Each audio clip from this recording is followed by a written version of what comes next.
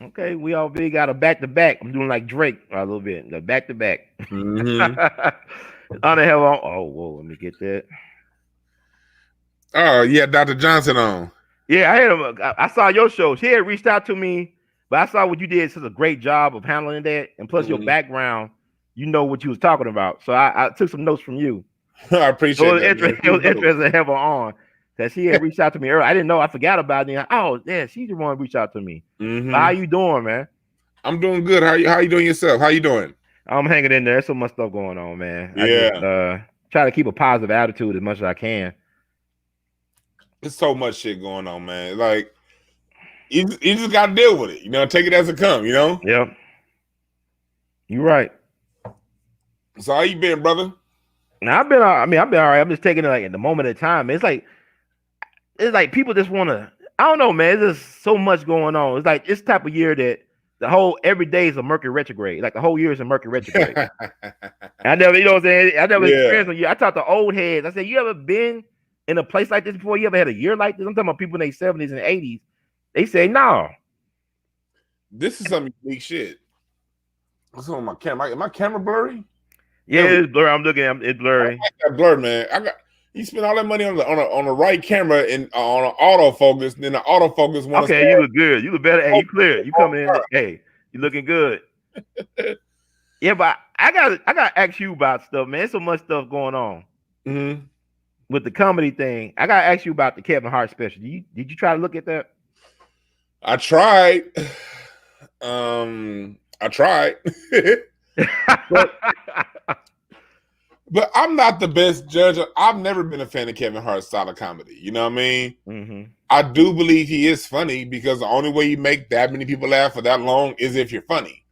I tend to know how to separate my preference from what is. Kevin Hart is funny. He's not funny to me.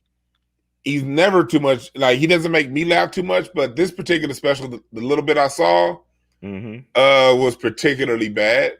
Oh my god. Mm. I was looking at it from the point of view of like, look, man, you he looked very comfortable. Put it like that. You look very good. Like you're talking about, these are grown issues, but yeah, family and stuff. It was very basic. You know what I mean? But it was less basic than his other stuff, but it was still basic. And in the times that we're living in right now, the special didn't reflect the times, and I think that's the primary reason you see so much backlash. Yeah, I mean he was fun. I remember when he was on Shaq All Star Special. That's how I discovered Kevin Hart years ago. He was funny. He was hilarious, man. He's naturally funny. I think he's Yeah. gifted, but I think he made that deal. It reminds me of this movie that came out with Jay Farrow and Cat Williams called 2 Minutes of Fame. Oh Have you yeah. seen that? It's like he playing Kevin Hart. That was Cat Williams playing Kevin Hart, the Yeah. biggest comedian in the world, selling out for a bag, And and have to be reminded. my biggest thing was with Kevin Hart. Like it was the special look. It was what it was. People had their opinions. Mm-hmm. But it was the way he responded that really like threw me off. Like Right.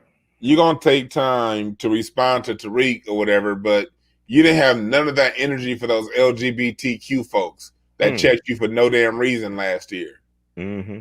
You know what I mean? Kevin Hart was in all that trouble for nothing. They pulled up a joke he did 10 years ago. They'd say you can't do the award show, and they started calling him all kind of toxic this, toxic that. Mm-hmm. And he just had no heat for them really. He apologized and he moved on, but no real get back, But now all of a sudden, black people are like, "Nah, that special was whack." Now you got all the heat. Like, nah. I'm the kind of person. Look, either you got heat or you don't. And if you're the kind of person that got heat, you got heat for whoever has something to say to you, no matter of their color. But if you only got heat for black people, it's like, what's going on, brother? But you know what's interesting? Like, at the beginning of it, I couldn't get through it, man. I had to turn it off halfway through. I don't think it was halfway. I just couldn't stomach it. But I'm saying the people that he admire and respect, he's not even honoring their legacy. If you admire these folks that was like game chasing, shit talking, they didn't care about being politically correct, but you all anti what they were about. Like how you gonna like love Richard Pryor, and Dave Chappelle and all these guys and Bernie Mac, if you can't be yourself, what made you who you are to begin? I mean, is there any way for him to come back off that cliff, or is it too late? It's never too late, especially for a comedian. It's never too late. What's going to be? Look, first of all, Kevin Hart's been in our face every day since like 2008, 2009.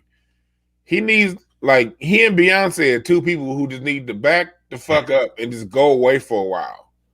Like, look, man, we don't need to keep seeing y'all face all the time. Like, y'all dope, whatever y'all do, but damn, take a seat. Y'all got all the goddamn money, sit down.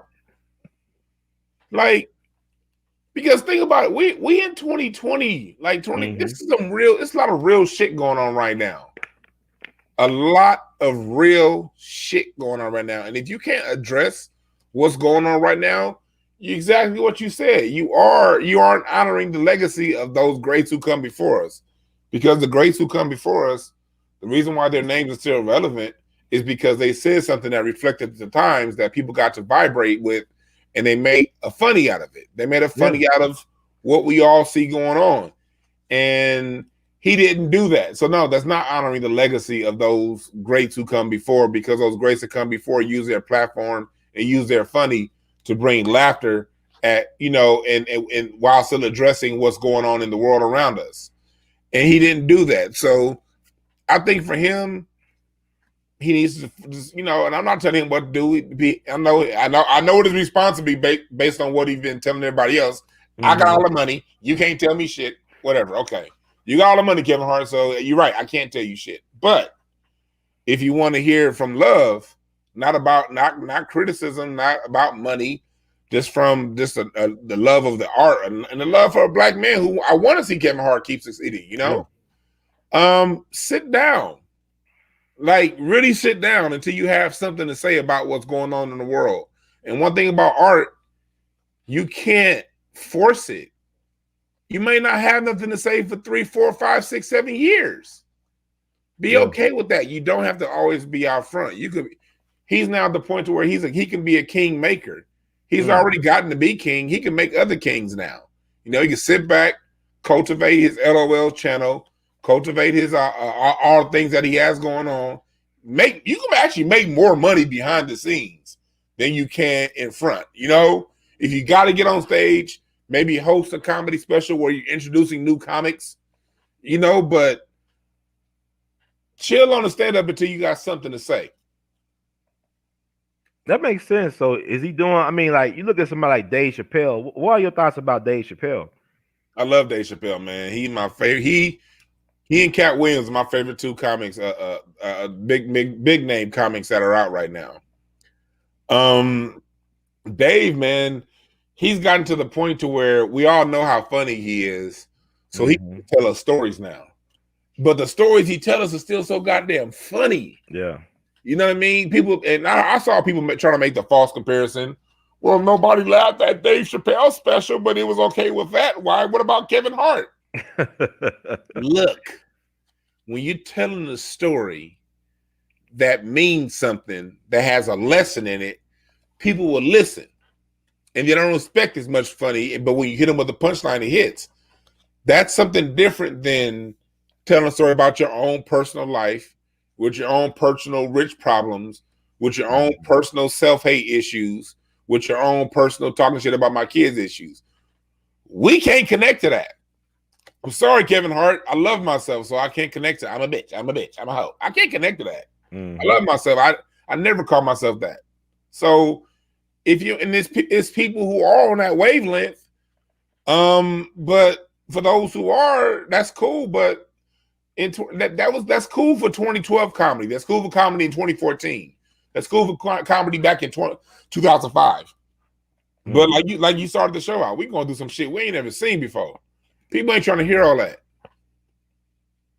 That's true, man. What do you think about his thing? I mean, he did the Unforgiven special about the Netflix contract. I thought that was like, what's your thoughts about that? Him just exposing. That's real art. Dave Chappelle called out power. He wasn't calling himself a little bitch. He wasn't talking about his kids and his divorce. He wasn't being selfish.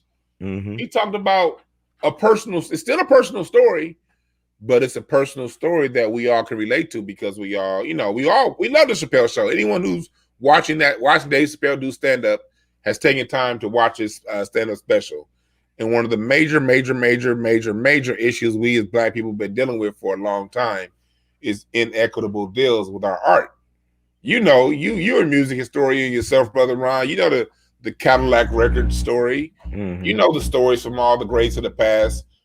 From Teddy Riley to damn anyone. You name the person, especially early on in their art, they got screwed over.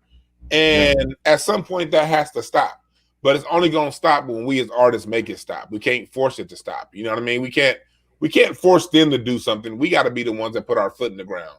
So Dave Chappelle being someone who's walked away from $60 million, who better to call him out than that person? And I'll tell you some of the effect of that. Mm-hmm. This is what I'm starting to see. Because like a lot of your new singers, a lot of your new artists, they're not taking these slave deals. Right. We had a couple interviews recently on Craig Facts where we're talking to different artists that are coming up. And these artists, put their own money behind their own music videos, put their own money behind their art. And you're really starting to see with the post-millennial generation, with millennials too, with us millennials, I'm on the old, and I'm a first year millennial. But for us, and then when you look at the people, the generation behind the millennial generation, they look at people signing record deals as fools, as lazy. You talk to a 25-year-old artist or a 21-year-old artist now, and listen to their opinions on people who are signing these deals. It's like, what the fuck are you doing? We got the internet, And so I see Dave Chappelle's work example being applied on a grassroots level from the artists coming up. Someone like me, I know I've been presented with options with deals assigned with different talent companies and holding. It doesn't mean anything to me because it's like, you're gonna hold me for that amount of money when I could just take the long road. I could just take the road and get myself out there. Now that I have the internet, fuck you. I don't want that little bitty piece of change so you can screw me over. Like the new thing now is they have these deals. Now a 360 type deal with comedians. The deal basically is if you sign this for this TV show and if you do this online or this whatever show, we get a part of your future earnings basically the rest of your life. Those are the new deals that are out there right now. You want to do a reality TV show? Oh, because we gave you this exposure, now everything you make moving forward, and no matter what it is, we get fill in the blank percentage of it. That's the shit that's out there right now. Well, he said perpetuity. Yeah, perpetuity. But he had a lawyer, so that means they're not even your friend. Like your lawyer not even helping you. They on the side of the other people. You don't really have no friends in the business when it comes to business, huh? We don't have no friends in the business. And on top of that, I forgot what this case was, but this was years ago. I remember some people, me looking at sue. I forgot exactly what it was. I've done so much shit in business, but it's certain things, certain areas you go to file suit in, no lawyer want to touch it. Especially if it's anything entertainment wise, because most of these lawyers eventually want a job with these entertainment companies. So it's sort of a code of silence. And I have a cousin who's a lawyer. I remember him telling me something similar. I was able to go to him for a lot of things. But I remember him telling me something similar, like, look, they're not going to touch it. You know what I mean? Because these people want eventually a relationship with these major companies to get that big cheddar. So yeah. So first of all, you'll have an issue with finding a lawyer, and then once you do, it's a good chance that lawyer is probably gonna go to dinner with the person you fighting against. It's like Washington D.C. after they done all that, after Pelosi and all those assholes in Washington are done arguing about a bunch of nothing. They all go eat together and share the same hookers. Yeah. I thinking about that, I was thinking about Eric Monty, the guy who wrote Cooley High. It's based on his story, and also who created Good Times and the Jeffersons, and also he probably was the guy who helped create the idea for the Cosby Show. Okay. And I talked to Eric Monty. Eric Monty, he tried to sue Norman Lear. That's the guy name. He took on Norman Lear, Yeah. and he couldn't find how any lawyer to take on the case for him. He reached out to the NACP. He reached out to Jesse Jackson. He said they're trying to destroy the image of the black man, woman, and child, the black family, and I want to stop it because they trying to destroy our image. He was ahead of the curve, and then he did settle for $1 million, but his lawyer sold him out still. Mm-hmm. So I mean, he ended up losing all that money and became homeless for a number of years. Damn. All types of health issues, man. Had several strokes. And he's still around. He was born on December 25th. See, I think he'll be 77 this year, if I'm not mistaken. Let me make sure. Yeah. Because black folks say, "Oh, you got his date wrong." You know how we be doing each other. Yeah. Martin Scorsese kept $200 million for the Irishman and get everything wrong in it, even the hair color and all this stuff. But anyway, but I mean, he was talking on the phone, and you could tell I just God bless him, man, because he was trying to warn us of what they're trying to do to the black image in Hollywood, and he Yeah. was blackballed for it. Yeah, you see it, man. Like, I know me personally as a comic, it was about 2013, 2014 when I was like, look, man, I don't want none of that Hollywood shit. Mm-hmm. Because you see what you have to do in order to get on camera. And in order to get a role, we're either all the way buffoons, we're gay, we're bad fathers, we can't get along, it's always tension on the screen. Like, I was sometimes I will watch with my wife, she'd watch Empire or one of those shows. Yeah. And I would see, it seemed like every time two black women were on camera at the same time, there's this stare down, there's this tension. It's like, you can't get on like Scandal and all them bullshit shows. You can't get two black women on camera together and just be laughing and have a good time. They always got that look. They snapping their neck and they having an attitude with each other. Then the minute a white woman comes on camera, it's, "Hi, Karen, how you doing today?" Yes, like, it's like, so every time you see a black woman on camera with a white man or a white woman, she's pleasant, she's nice, she's accommodating, she's chill, she relaxed. But the minute another black person gets on camera with her, she got an attitude, she popping her neck, she's snapping her gums. It's like, on all levels, they fucking with our imagery. You know what I mean? The kids, they only celebrate a child is if his wrist is broke. You know what I mean? You know what I'm saying? You got to watch out. I don't want to get your channel flag from the alphabet people, but we got the people who stole Rainbow Coalition. And it's like, you got to be a part of that agenda if you want to roll. And I don't give a damn how much those checks are. I don't want to play a part of that. Not when there's other ways to get it. You know what interest, like, I was thinking about, Flip Wilson of all people came to my mind when you talking about that. Mr. Geraldine, he wore that dress, but he owned the rights to his show, unlike Chappelle. He owned the rights to his show. And I don't think they start airing in the reruns till he died or something. Yeah. Not mistaken. I mean, but he owned the rights to his show. Same with the Cosby Show. If you notice, since the Cosby Show, ain't really been too many people owning their show like that. I remember I was watching 5150 like 2 weeks ago with Corey Holcomb. And when I was watching, Corey said that he had a chance to get a TV show. And don't quote me directly because I'm just going off memory for the people listening. I remember him saying something to the fact of, he had a chance to get a TV show. He was in a running around the same time Bernie Mac got his show. But he said when he looked at the contract, when he looked at the script, it was his show, his concept, his idea, but he was part of the talent. No executive producing, no kind of executive role, nothing to reflect that it's his show. He was basically the talent on his own show. So that basically means that they feel like letting you go and replacing you with somebody else, they can do it. And when it comes time to get paid royalties, you're going to get scale. You're not going to get the executive producer check. You're not going to get the creator check. You're not going to get the writer check. You're just going to get that one talent check instead of all them checks you should be getting as a person that created the show. And that got me thinking, like, damn, really, since Bill Cosby, you ain't really seen nobody making bread like that. You know what I mean? Off of a TV show that was theirs. And you have to say that must be something that's intentional. It's interesting because you think about, we're in the month of December. So we're approaching on the anniversary deaths of Sam Cooke and Otis Redding. Mm-hmm. You know, Otis Redding died at 26. He like about 40, but he was 26. Oh, But that's he was great. smart. He had old man wisdom though. You know what I'm saying? He owned his publishing. No, he wrote Respect. He wrote Sit on Doctor of the Bay. He owned the Mm-hmm. publishing. The man he got a 300-acre farm ranch down in Macon, outside of Macon, Georgia, from where he's from. Oh yeah. Yeah, a 300-acre farm or ranch where he's buried at actually. And Okay. his brother is a well-known music promoter as well. Okay. And he was married. He was just 26. And see, I talked to the old heads that work at Stacks. They said, you know, they tell me stuff. They said nobody dies of natural death in show business. It was Mr. Uh-huh. Emerson Abel told me. He was Isaac Hayes High School band director at Manassas High School. He kicked about the band. Ended up working for the Isaac Hayes movement. He was a friend of mine. He passed away 5 years ago.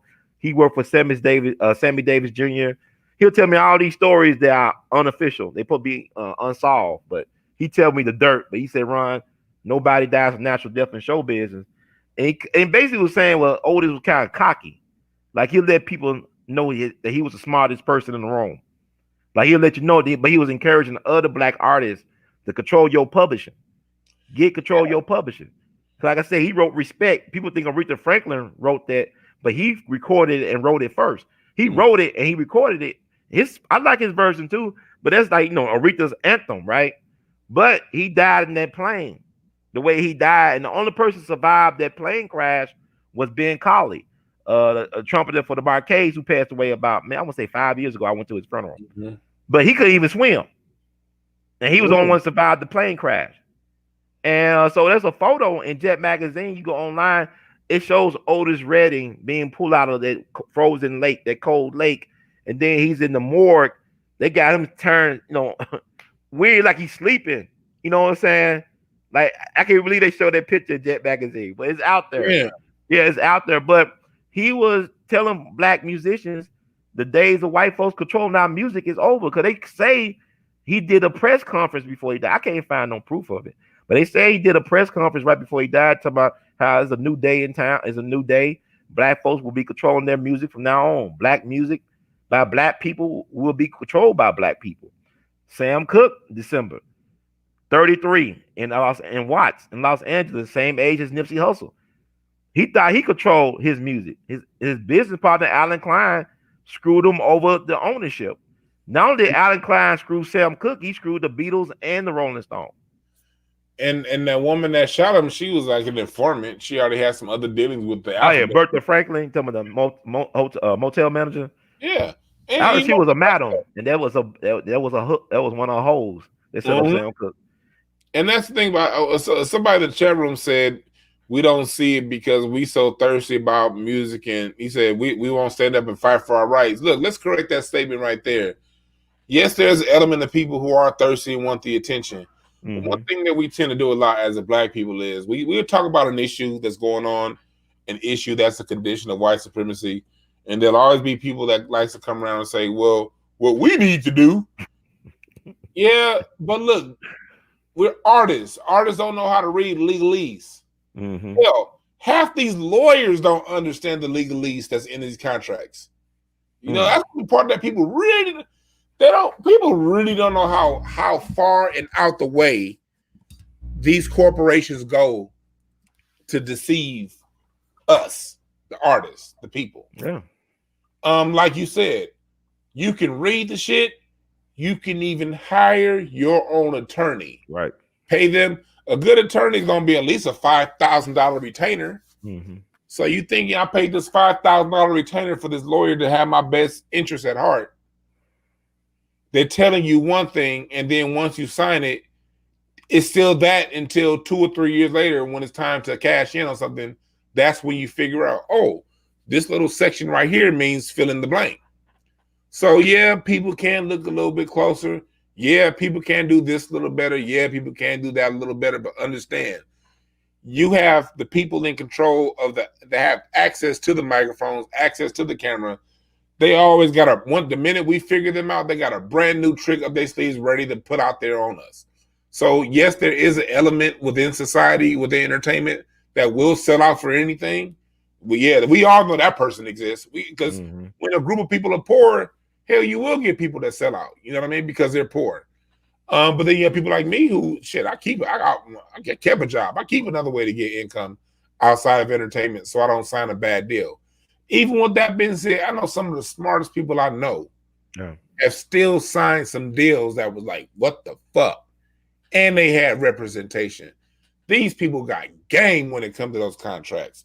So as a black person, when you listening, to someone like me talk and to the experts talk about these type things, it's much best that you just listen to what's going on and help maybe create a solution versus always having an answer and thinking you know what it is. Well, all we gotta do is this. It ain't always that, homie. Chill. It ain't always that. It's oftentimes way more going on behind the scenes than what we see. We just see the end result, somebody not getting their piece. Well, oftentimes, the people in that room, even the people that person paid that $5,000 retainer to, oftentimes is still on the team with the other people on the other side of the desk. What can you do? I think you talking about the music. I mean, Otis Redding, somebody said he don't think he was necessarily cocky. He was a man. I agree with that. But anytime a black man assert his alpha maleness or hetero maleness, you're gonna be labeled as cocky, as disrespectful, as uppity. It comes with the territory. But he was very confident, but they killed him for it. And the thing about it, you talk about the music business. I remember I listened to Suge Knight on somebody's YouTube channel, and Suge Knight, to me, I know you got the meme, but he one of my favorite characters, man. I love Suge Knight. He's very intelligent. He just made stupid choices sometimes, but he said something that was interesting because people don't understand that was an illegal sale of Death Row's catalog to Hasbro. They stole that from Suge. They swindled him doing illegal. It was illegal. It was unethical what they did to Suge by taking the catalog. But what Suge said was that David Kenner, his so-called lawyer, they undermining him, and I was saying Jimmy Iovine was getting $30 or $40 million on the table through David Kenner, a lawyer that supposed to be representing his interests. So Suge got bamboozled by the whole thing. And Suge's a smart person that understood contracts and still got bamboozled. Yeah. He helped a lot of people out of their bad contracts, like Mary J. Blige and Jodeci. He helped a lot of people out of bad contracts. And he don't get no credit for it, though. They act like he's a bully and a monster. Yeah, they always want to play up one aspect of who he is. And we all know the mistake that Suge made. Suge should have never taken that Source magazine picture with the cigar in his mouth.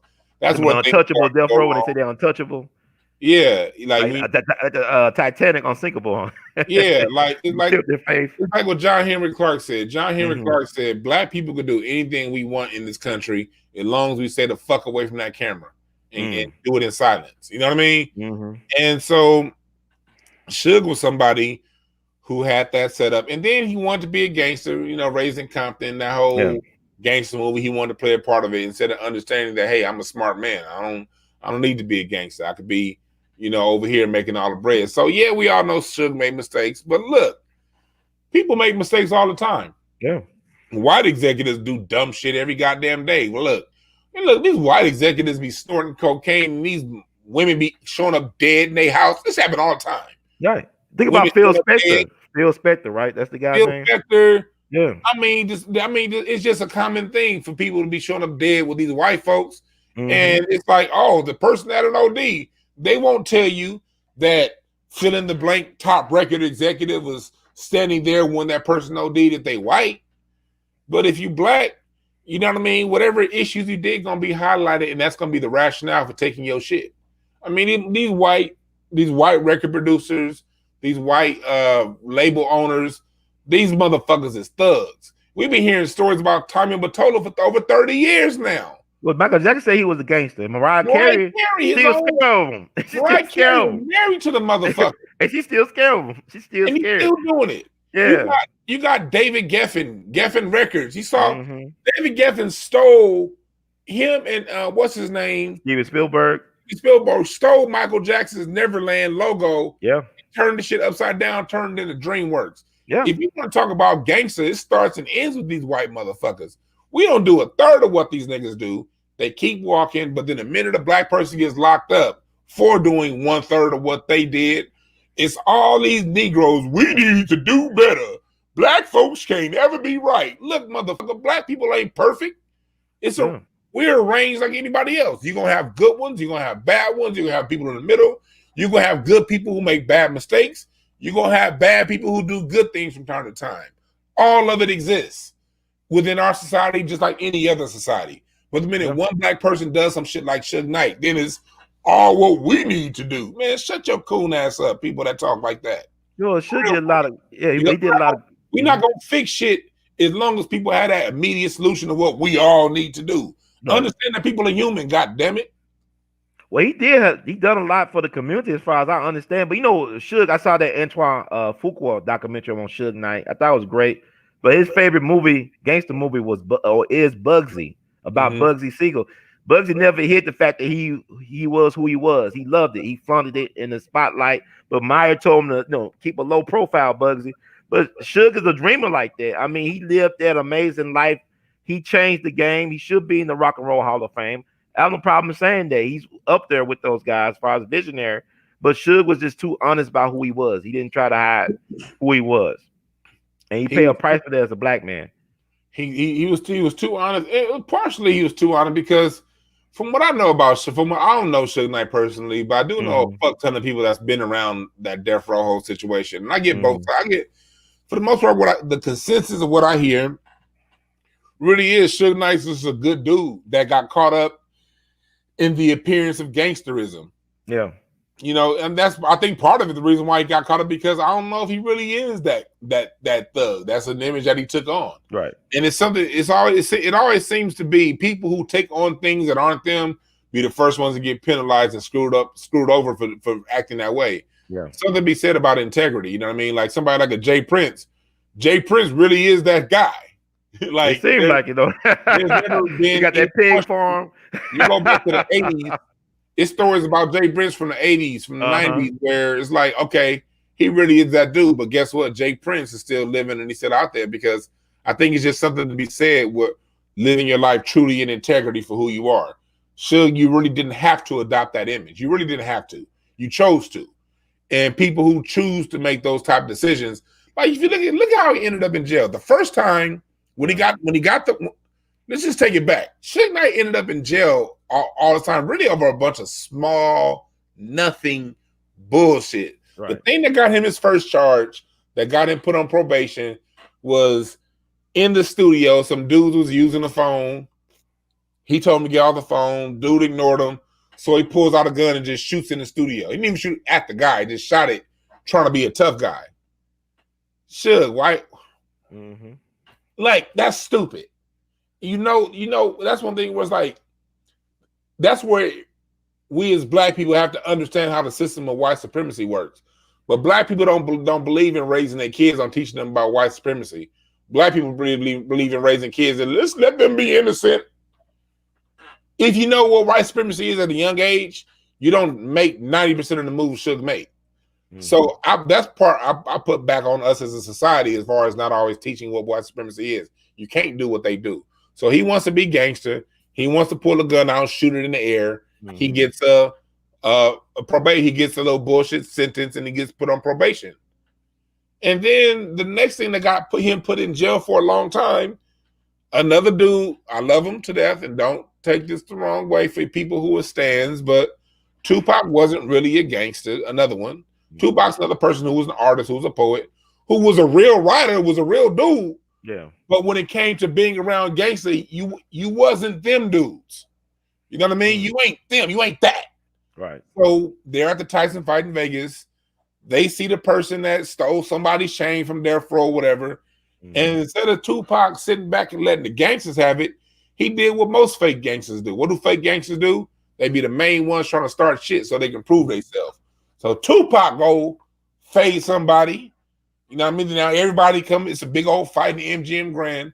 Mm-hmm. Suge Knight walks over, kicks the dude once or twice, and keeps walking.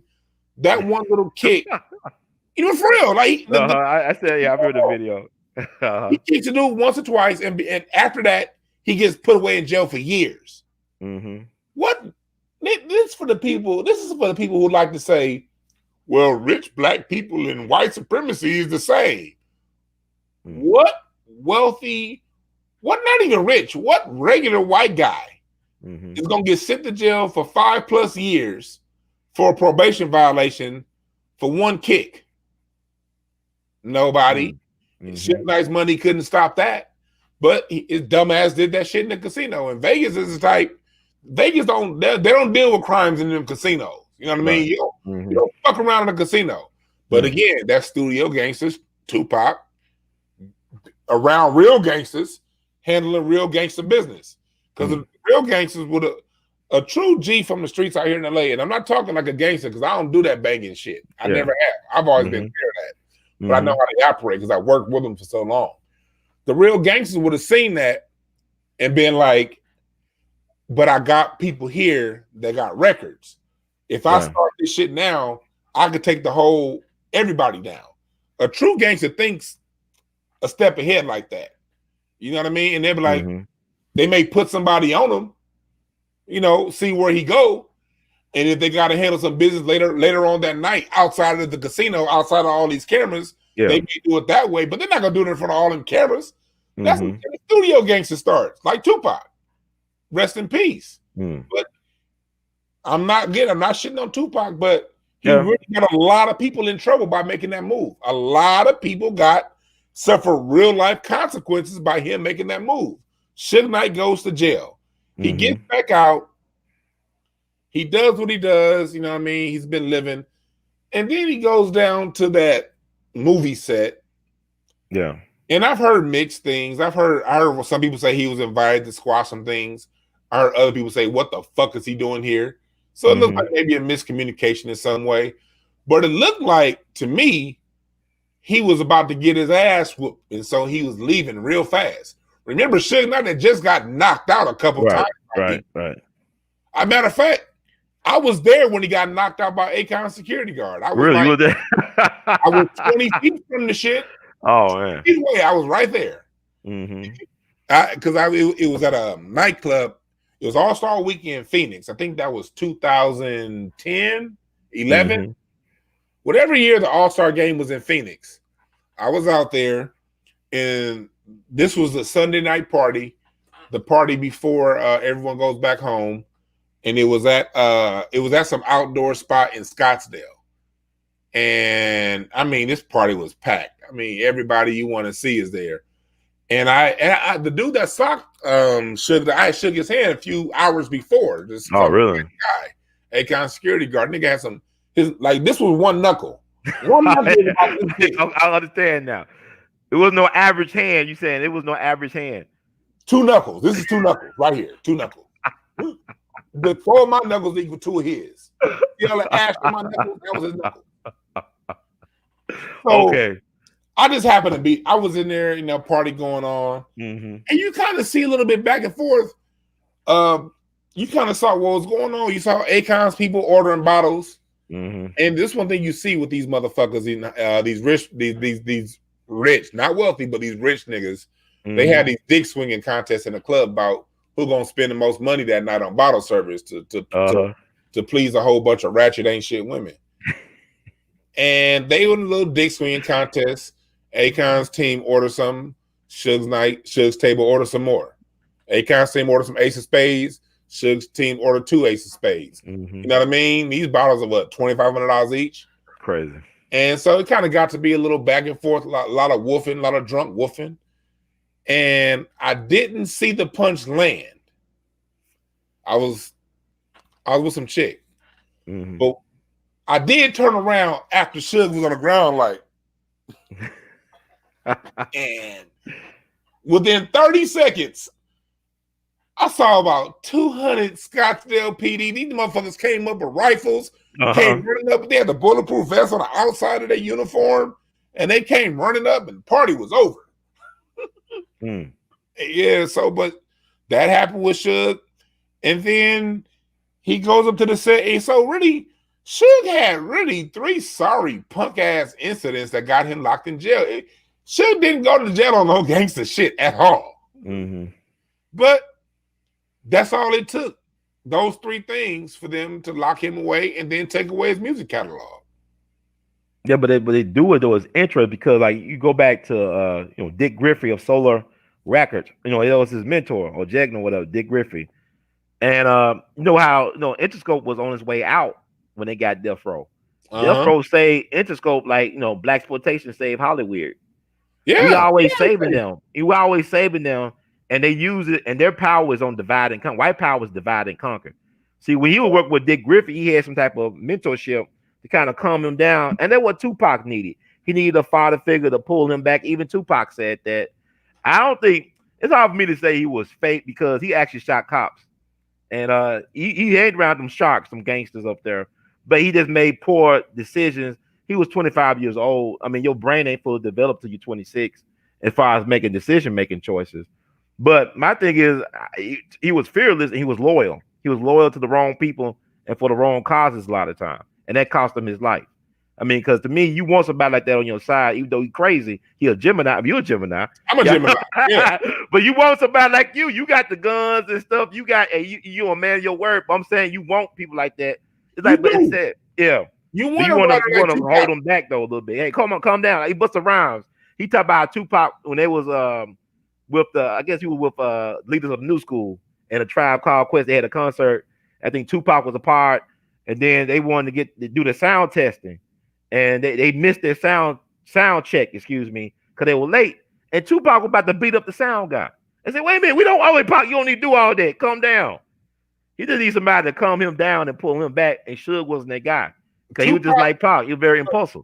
It was even worse with Suge. Suge not only wasn't that guy, he put a battery in Tupac's back. Yeah, exactly. That's the problem. He was an enabler. They both met because, look, Tupac was a real writer. I'm not taking him away. He did shoot a cop. Tupac was a gangster in the form of a true gangster. The street gangsters ain't real gangsters. I don't give a fuck. What you say Tupac was like a revolutionary, a confused revolutionary or something? You always talk about like street dudes. Look, I'm gonna tell y'all right now, I don't give a fuck how people feel. Your street niggas ain't real gangsters. They fuck with other black people. Real gangsters going at real power. That's gangster. Yeah. This is true. And Tupac was that. He lowered himself to become a street nigga.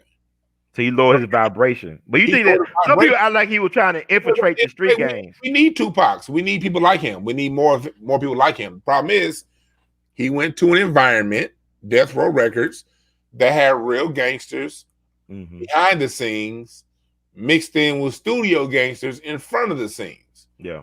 And oftentimes when niggas get around real gangsters, like the ones that's quote unquote the real street dudes, they want to perform.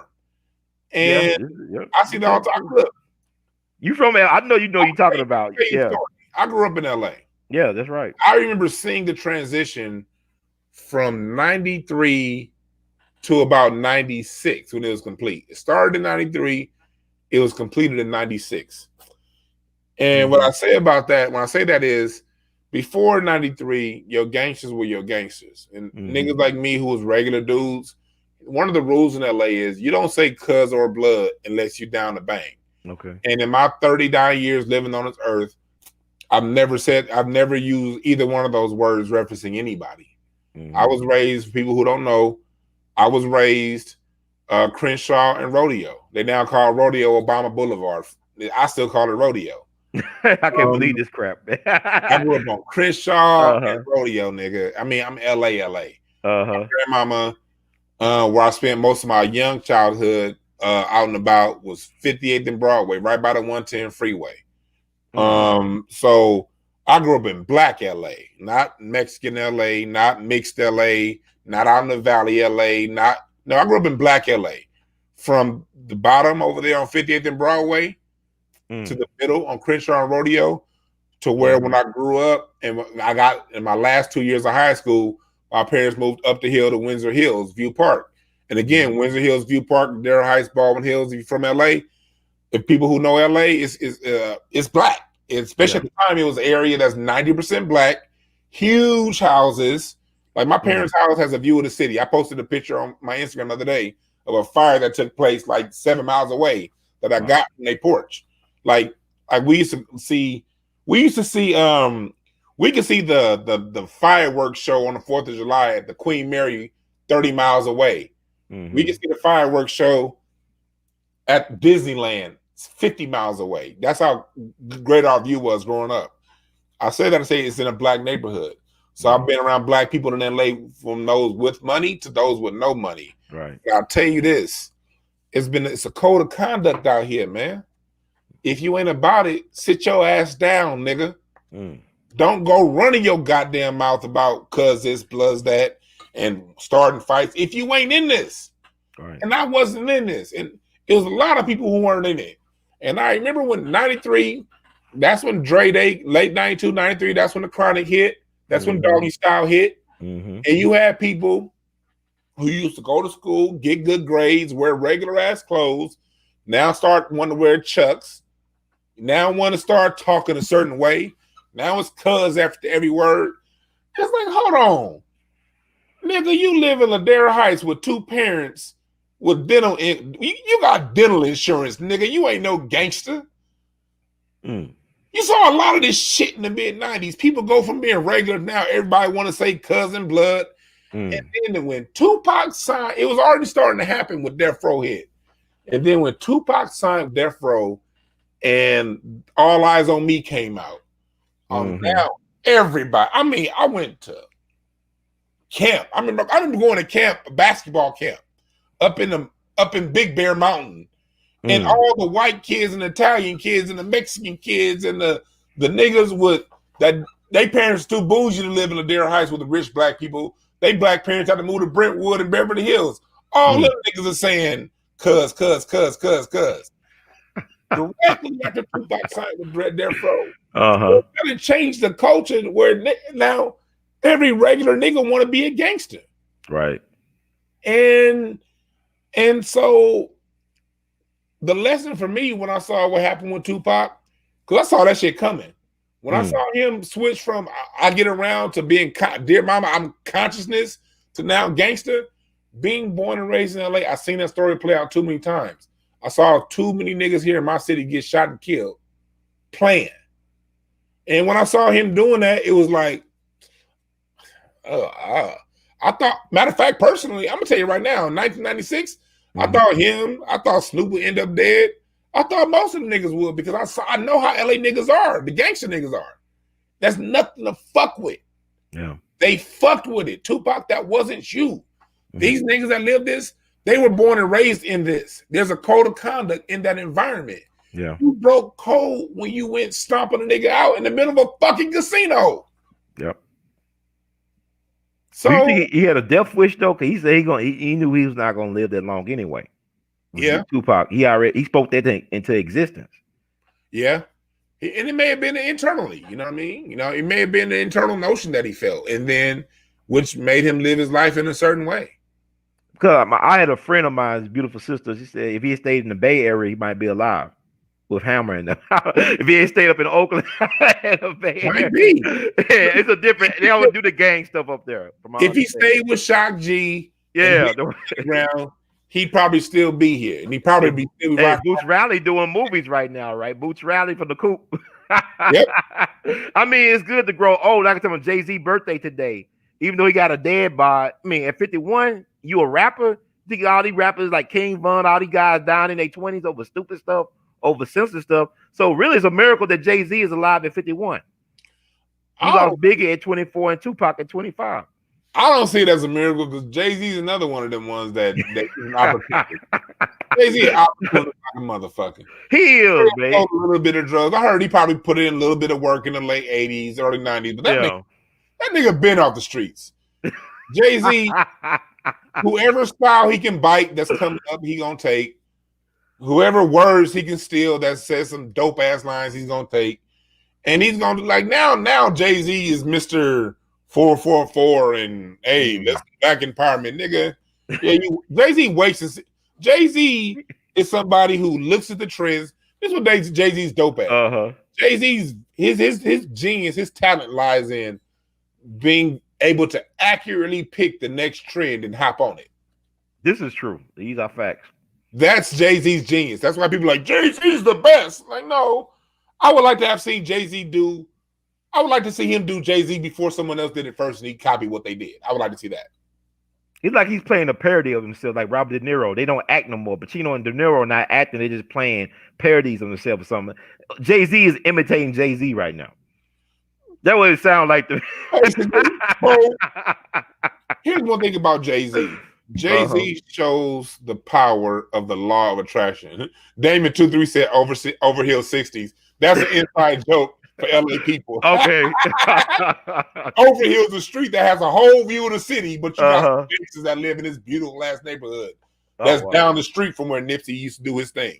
Wow. But back to what we were saying about that was a Damon23. That's funny. In the chat room. But you're right. Jay-Z is someone who I just lost my train of thought. What were you just saying about Jay-Z? Like he's just imitating himself, like he's a parody or something. He's a He's parody of himself. He truly is. Because one thing about Jay-Z, he knows he sees what the trends are and he goes with them. And same thing with his wife, Beyonce. These are people who are just they do what is popular. You know what I mean? Yeah. Whatever is safe. And they do that safe, popular thing under the guise of helping black people. No. Jay-Z, you signed with the NFL. You did that shit for your pockets, nigga, not for us. Just tell the truth. My thing with Jay-Z, look, just tell the truth, man. You can do it. Get it how you get it. I ain't tripping. But I'm not going to put somebody who sort of follows along and puts together this hodgepodge to be on top. I'm not going to rate him higher than somebody who comes from the soil like a Nas, like an Ice Cube who comes straight from here with it. You know what I mean? And Nas' dad is from Natchez. Oh, yeah? Yeah. He's from Mississippi. He's a great jazz musician. He played the cornet or the trumpet, whatever.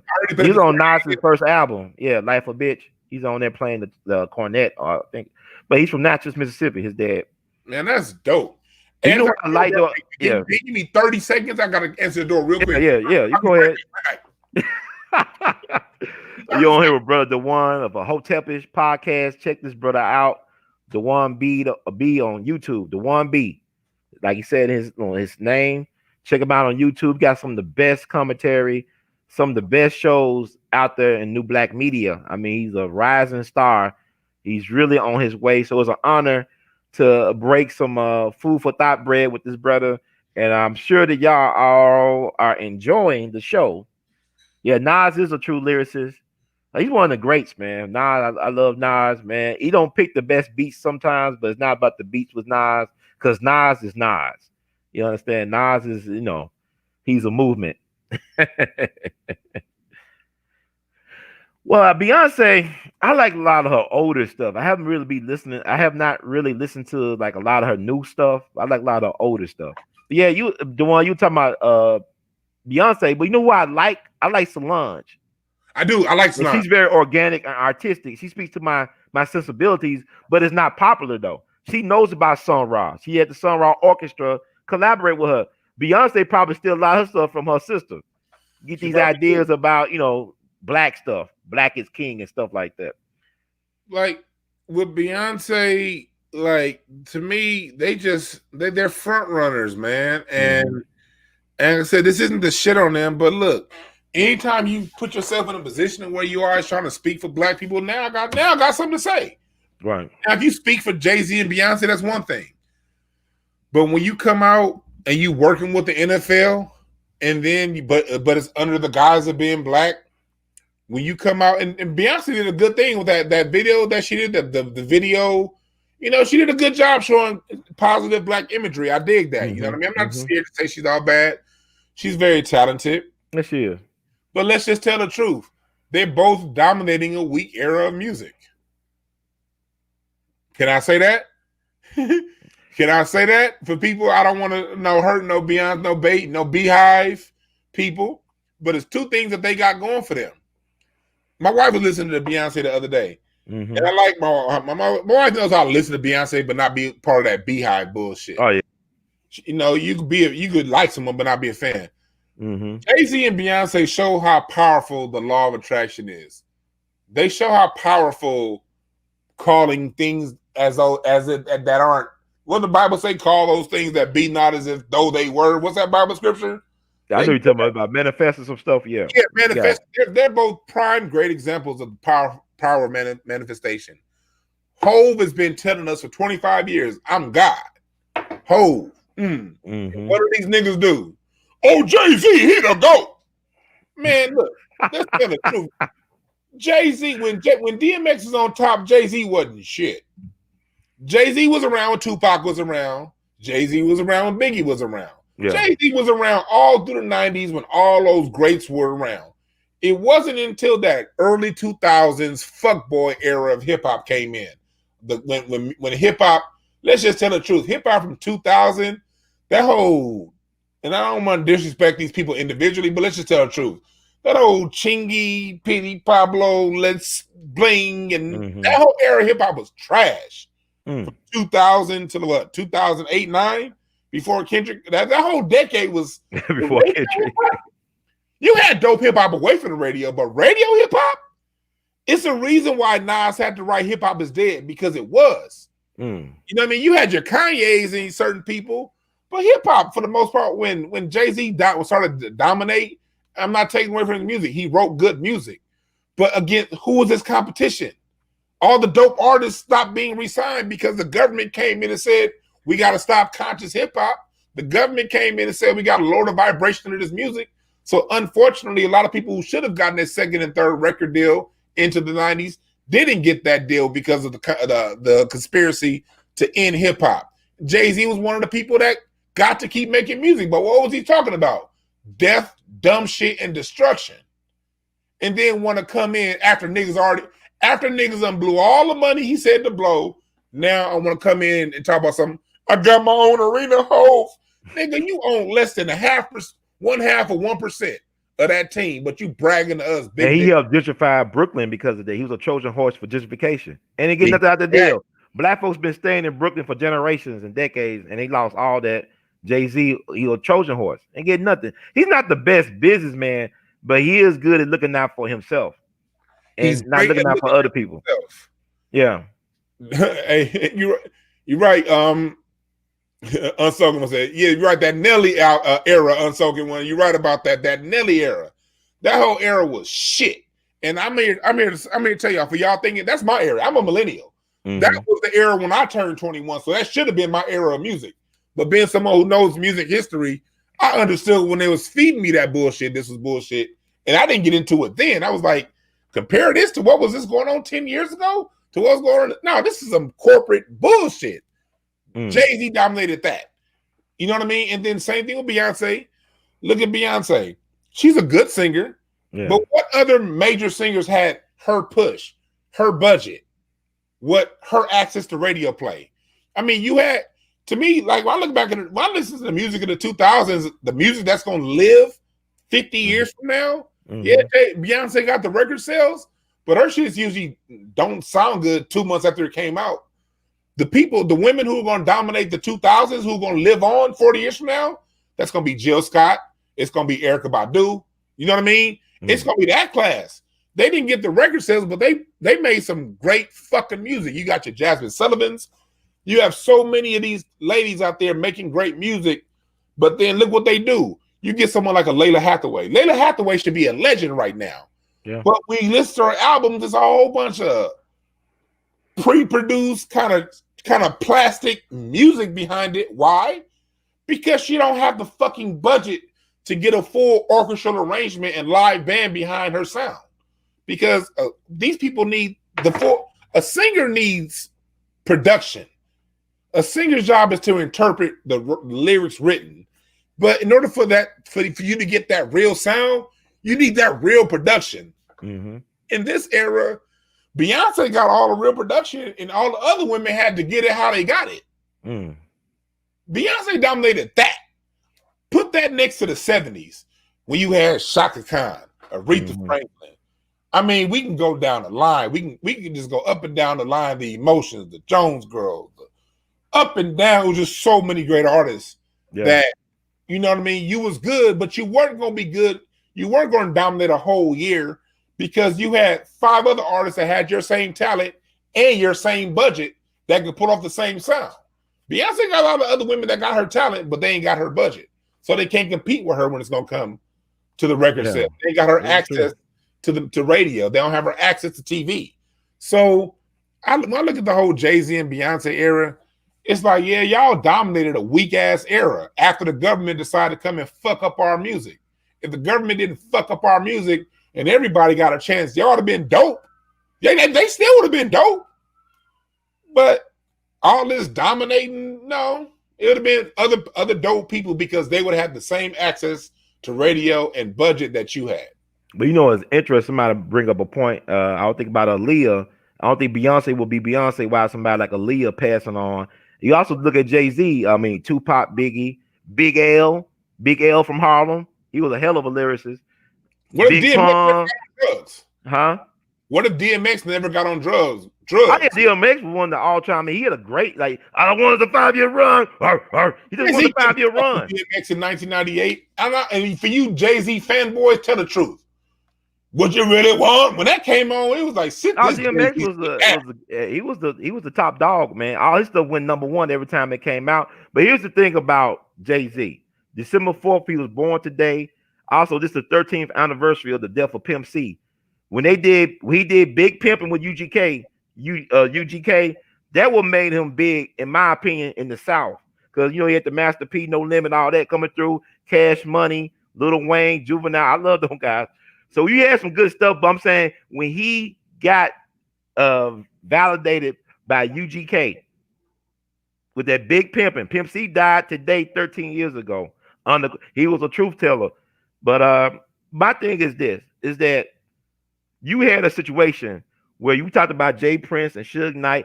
They were trying to have a distribution deal with Jay Prince, Suge Knight, and Irv Gotti were trying to control black music distribution. And the feds came after all of them. Jay Prince somehow survived. But you know, Irv Gotti almost went to jail for a long time. Suge Knight is in jail. Mm-hmm. Anytime black folks want to get in position to control our intellectual property, our stuff, they want to throw the book at us and get rid of us. It's like with Sam Cooke and Otis Redding. Anytime we're trying to control our publishing and our masters, they want to get rid of us. Michael Jackson, Prince, Dave Chappelle just whistleblowing on it. But I'm saying we got to stop being afraid to die for what we want. The price of freedom is death. Yeah. And he willing to die for it. And that's why, and I don't want to shit on the brother, but that's also why I was so disappointed in Nick Cannon. Because here's why I was disappointed in Nick Cannon. Okay. It was a surprise to me that he even came out and was fucking with us like that. That surprised me. But the thing that pissed me off most, the thing that really bothers me most about the whole Nick Cannon thing is this. Mm-hmm. He compared himself to Dick Gregory. He said, I'm the new Dick Gregory. And for me personally, Dick Gregory is a name that man's a god. He's ascended from earth to God's status to me. Mm-hmm. And because of what Dick Gregory did, and I found a lot of this stuff out listening to you again. Shouts out to you, Brother Ron, because you're a very important person. No, I appreciate it. I think because we got to hear the voice in his own words, Mr. Dick Gregory, without a white man filtering what he says. Mm-hmm. And you asked great questions, and you got to see Dick Gregory was on top. He left the top. He wasn't falling off. Mm-hmm. He left the top of the perch to help black people. And he stayed there. He didn't say, oh, my money's tight. Mm-hmm. Let me go back and put on a small hat and kiss ass. Because he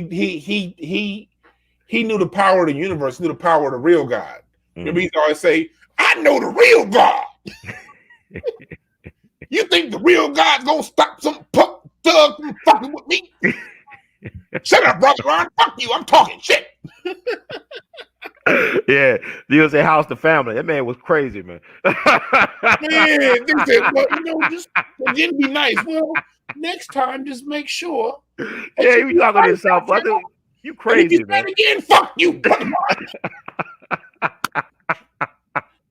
Ron. Oh, I missed that bastard. Okay, go ahead. I said if he had lived long enough, I would start cursing him out. I probably would I would lose my patience. But now it's You love. had I to miss him. think well, because as a young dude, what do you say when a God is talking to you like that? What do you say? You gotta take it, man. I mean, but a lot of us can't take that. I remember, it was guys that'll get mad. You know what I'm saying? Grown. I said, man, why y'all let this dude get to you like that, man? He don't know you like that. He don't know who you are. Do you know who you are? Yeah. Is really that you upset? He don't know any idea who you are versus him knowing who you are. It's not about him. That's a reflection on you. If he angers you, but if you know his history, it's a study. I love Fletcher Henderson. I love early jazz. Fletcher Henderson created the jazz orchestra. He was from Georgia. He created the jazz orchestra. He helped, give a platform to Louis Armstrong and Coleman Hawkins. He created. I mean, also Billy Goodman, the king of swing.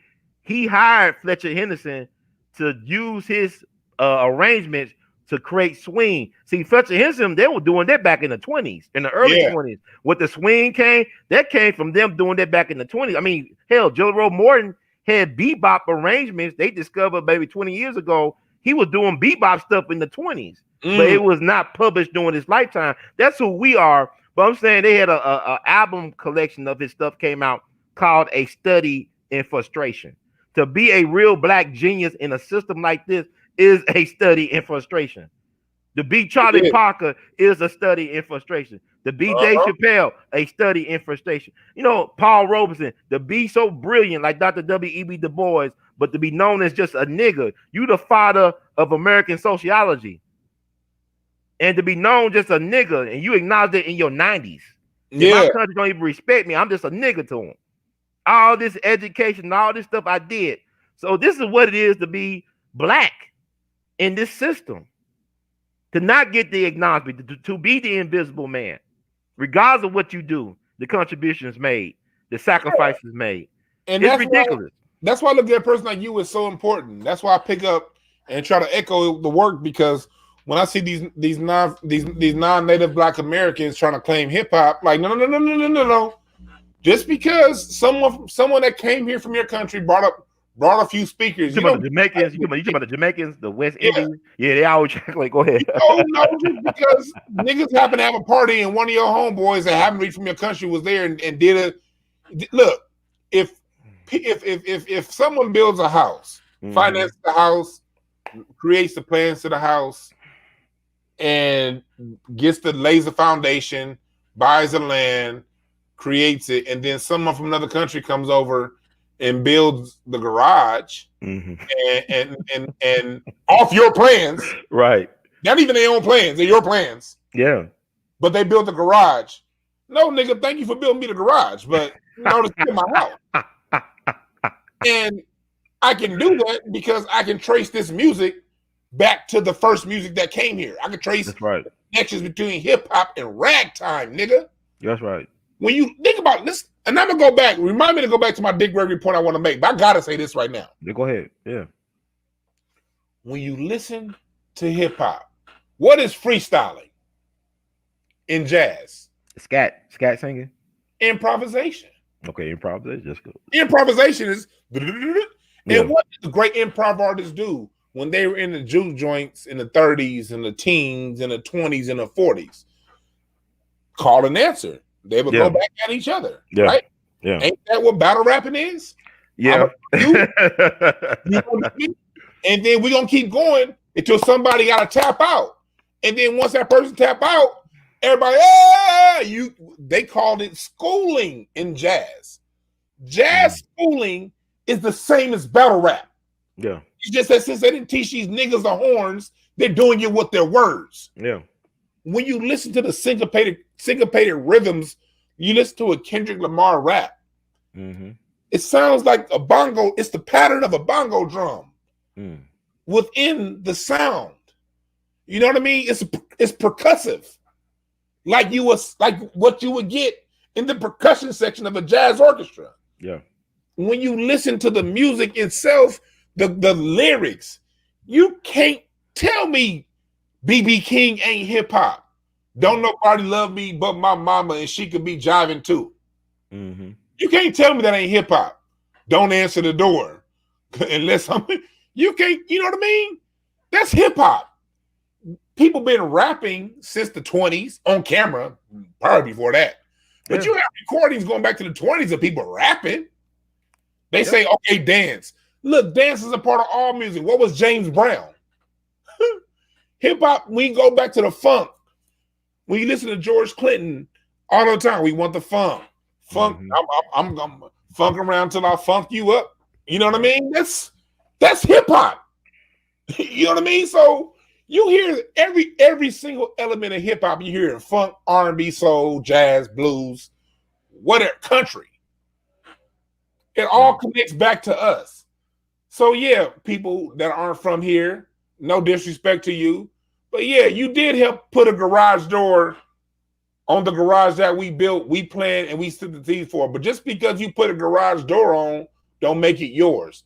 Thank you for the garage door, but this house was getting built whether or not you were there. And also, I want to give shout out to. Go ahead, I'm sorry, brother. Talking about Dick Gregory. I just want to close off that point about Nick Cannon. Go ahead. Nick Cannon disappointed me because he went after Dick Gregory. Dick Gregory, to me, he did the ultimate sacrifice. Yeah. He said, fuck fame, fortune, fuck all that shit, my people. Even when he'll make a big paycheck, he sent it off to help somebody because his people meant the most. That's right. Dick Gregory gave us the ultimate sacrifice. Nick Cannon, you did what you did. I appreciate what you did. Going to go see Farrakhan and the little shit you did, cool. But when it came time for you to be Dick Gregory, you went back to the small hats. You didn't do it. So him putting his name next to we can't allow that in our community for our legends' names to be reduced to something that Nick Cannon did. Nick Cannon don't ever put your name next to Dick Gregory. Do what you do. I appreciate you for your lane, but you Dick Cannon. You ain't Dick Gregory, and you proved it. Well, but I know Dick had a lot of respect for them guys, him and Killer Mike and those type of guys. He respected them for their reach, their ability to have a platform that could reach and influence the minds of the masses. Excuse me. Joe Average Brother, sorry I'm late. Shark ate my record crate. Okay. You might have mentioned this already, but Fred Hampton was assassinated 51 years ago today. Yes. Mentioned it many times about Fred Hampton. And also Jay-Z was born today, and Pimp C died. So if you know, Pimp C died December 4th, like Fred Hampton Sr., and he was born December 29th, like Fred Hampton Jr. That's Pimp C.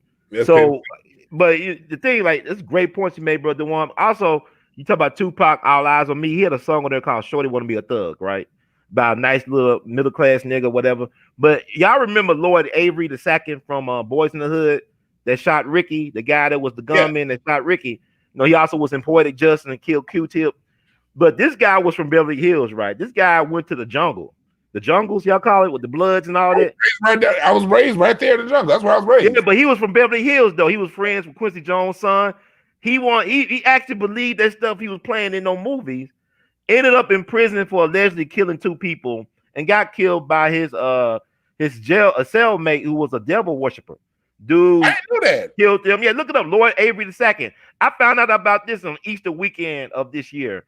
And that stuff was disturbing because they say he was a born-again Christian, but his cellmate was a devil worshiper who allegedly raped and killed his sister, I believe. No, the guy killed his sister, I believe, and raped her.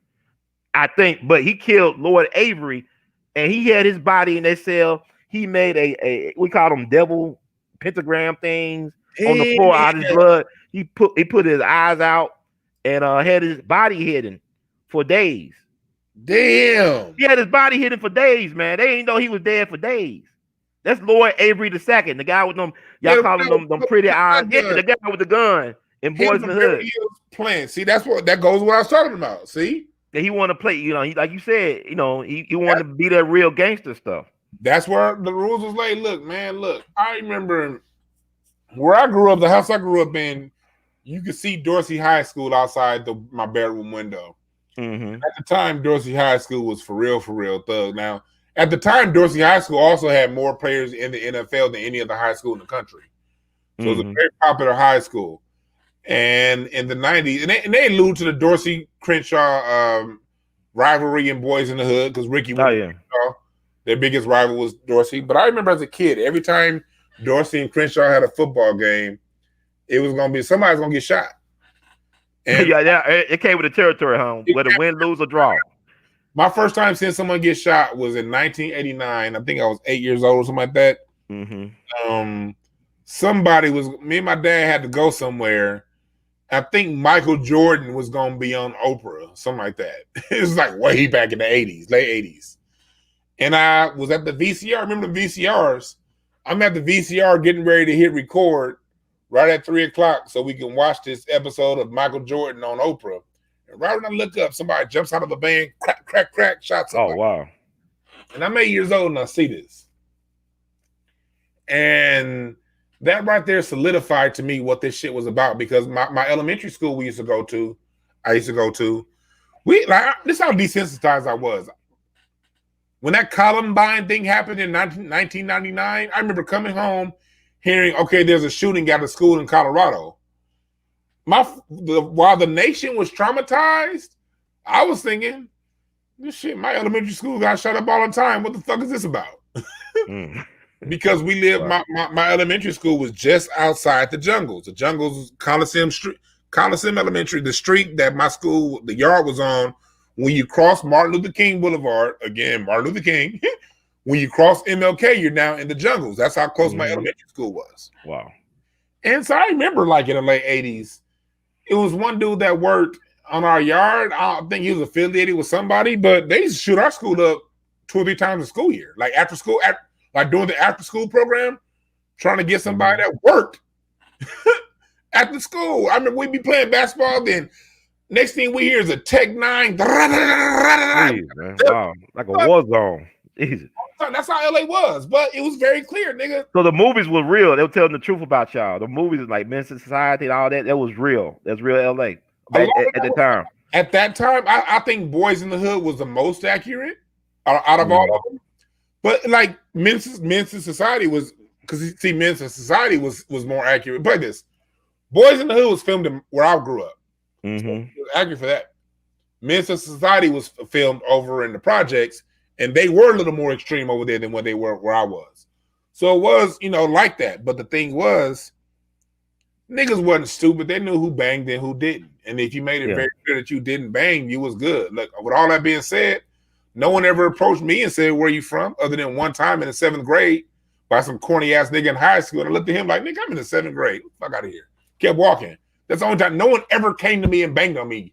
No one ever was like, you got to join the gang. Like, the Crips and Bloods don't have an outreach and engagement department. It's like, you either join the shit or you don't. But you got so many square ass niggas that want to join because they want to be cool. And they want to be a part of something. Like, no, that's for people. White supremacy fucked up our neighborhoods, man. Took a lot of men out. It's a lot of brothers who joined them gangs for family, man. There was a family environment. They were misguided young souls, young individuals looking for leadership. I get why a lot of niggas join gangs. You know what I mean? Yeah, right. I just didn't get these 2-parent household niggas, that had all the newest, freshest pair of Jordans.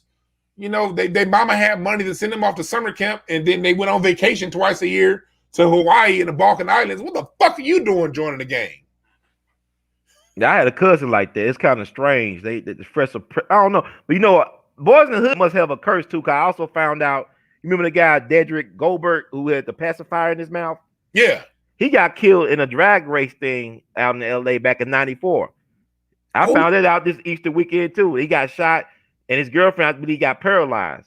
Him and his friend got killed. I forgot all about that. I remember hearing it when it happened. Is there a curse on Boys in the Hood or something? I know a lot of them made it, but damn, it's like John Singleton. Before John Singleton died, the black police officer that was profiling and intimidating Cuba Gooding Jr. He died just a couple days before John Singleton died. I didn't know that. But I didn't know Dedrick was dead. I didn't know Lloyd was dead until this Easter weekend. I said, dang, they both dead? They've been dead all this time. But he died in '94. They killed him at a drag race. Him and his friend and his girlfriend, I believe, was paralyzed. Y'all can find this online. Dedrick Goldberg, the guy who had the pacifier and also played in Higher Learning.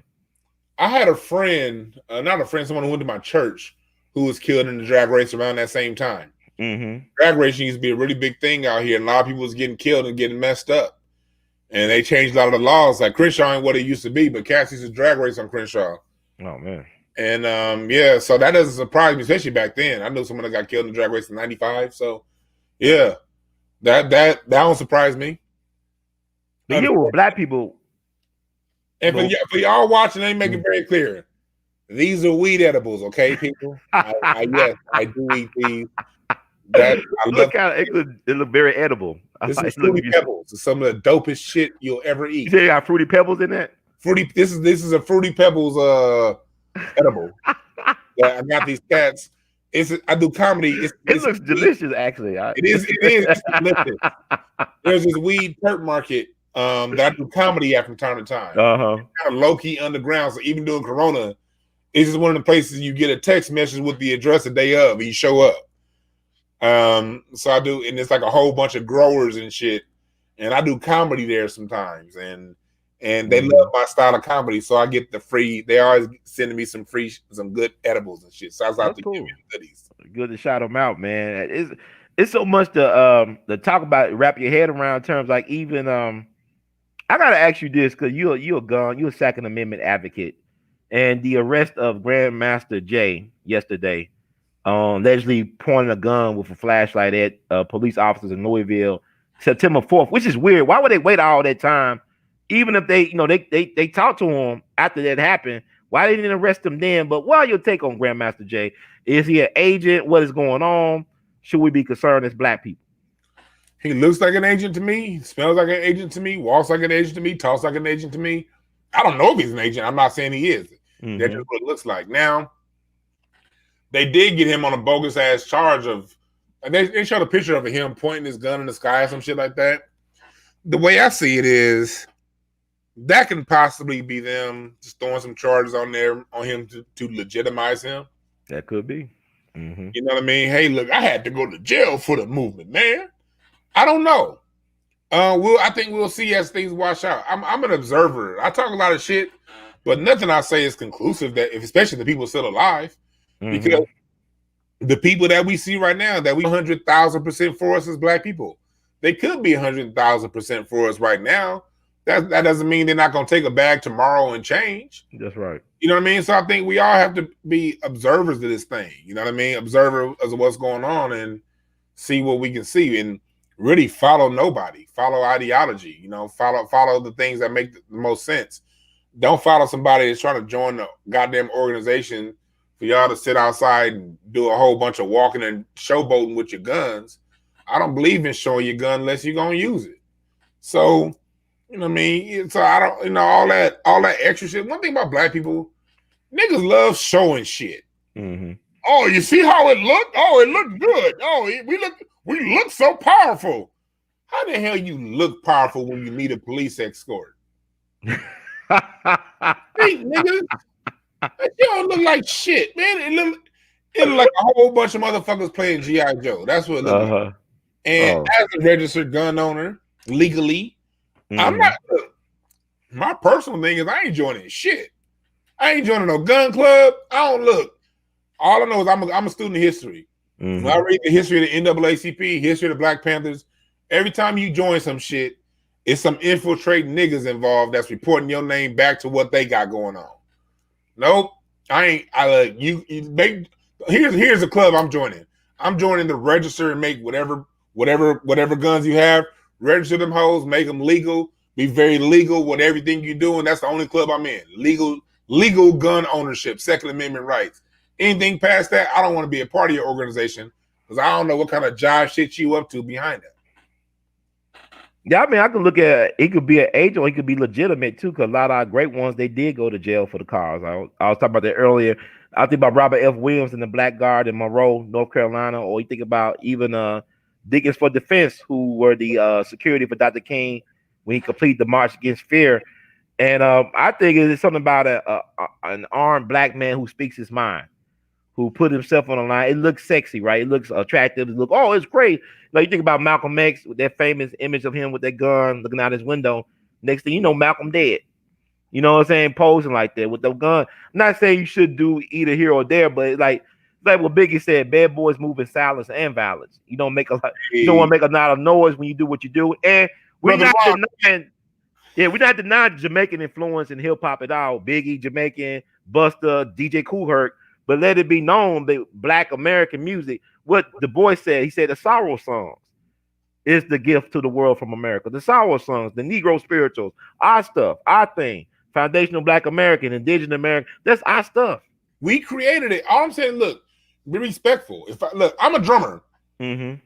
I love playing calypso. I love playing that island sound on the drums. But I don't say, hey, we black. I first heard this on the radio here in America. No, that's your music. That's your sound. Mm-hmm. Your sound that sounds good. Because the sound that whatever music we listen to is relative to the environment that we're in. We hear colorful music from Brazil because those are rainforest people.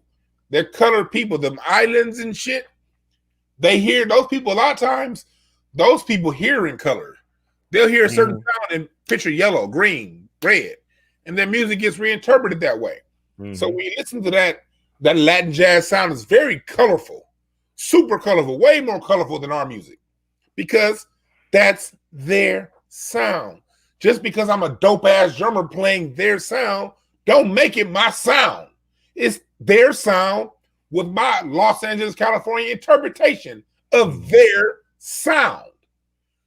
When you say no different here in LA, not LA, in the United States, just listen to the music. New York music, whether you're talking about, again, connection between foundational Black American music that predates hip hop and hip hop. Mm-hmm. Listen to the regions. When you listen to New York, what do you hear? You hear a subway system, you hear a train system, you hear aggression, you hear, it ain't all this flowery shit. So the music is whether it be hip hop or what? Bebop, right? Because what's that New York sound when it comes to jazz? That Coltrane is very rough. It's because that's how New York is. New York is a very sound, so all their music has that feel. That's why Nas got all them dope ass lyrics with terrible ass beats.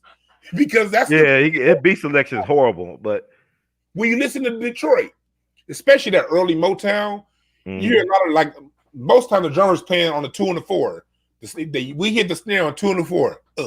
Cat, cat, cat. Listen to that Motown sound when they were still in Detroit. A lot of that stuff was cat, cat, dun dun dun dun dun dun dun dun dun, cat, cat, cat. Why? Most of those musicians worked on the assembly line. So when you listen to the Four Tops, you're sweet as a honeybee. Listen to the music behind it. Dun, dun, dun, dun, dun, dun, dun, It's very assembly line. It sounds like an assembly line. When you listen to that Motown era of that Detroit era of Motown, the music sounded like a factory. It sounded like an assembly because that was the energy of the environment. It was very So it comes out in the music. But also you got to add to that all that come out the South because Coltrane is from North Carolina. Out the church, his father and grandfather were ministers and preachers, so he was preaching through that saxophone. Now he went to Philadelphia, New York, but they come out the South. Even with the Motown sound, them brothers from Memphis and Clarksdale, Mississippi, and from South Carolina, and that Jameson guy, the bass guitar player, his name Jameson. You're right. It comes out, but it gets the music. How the music turns out.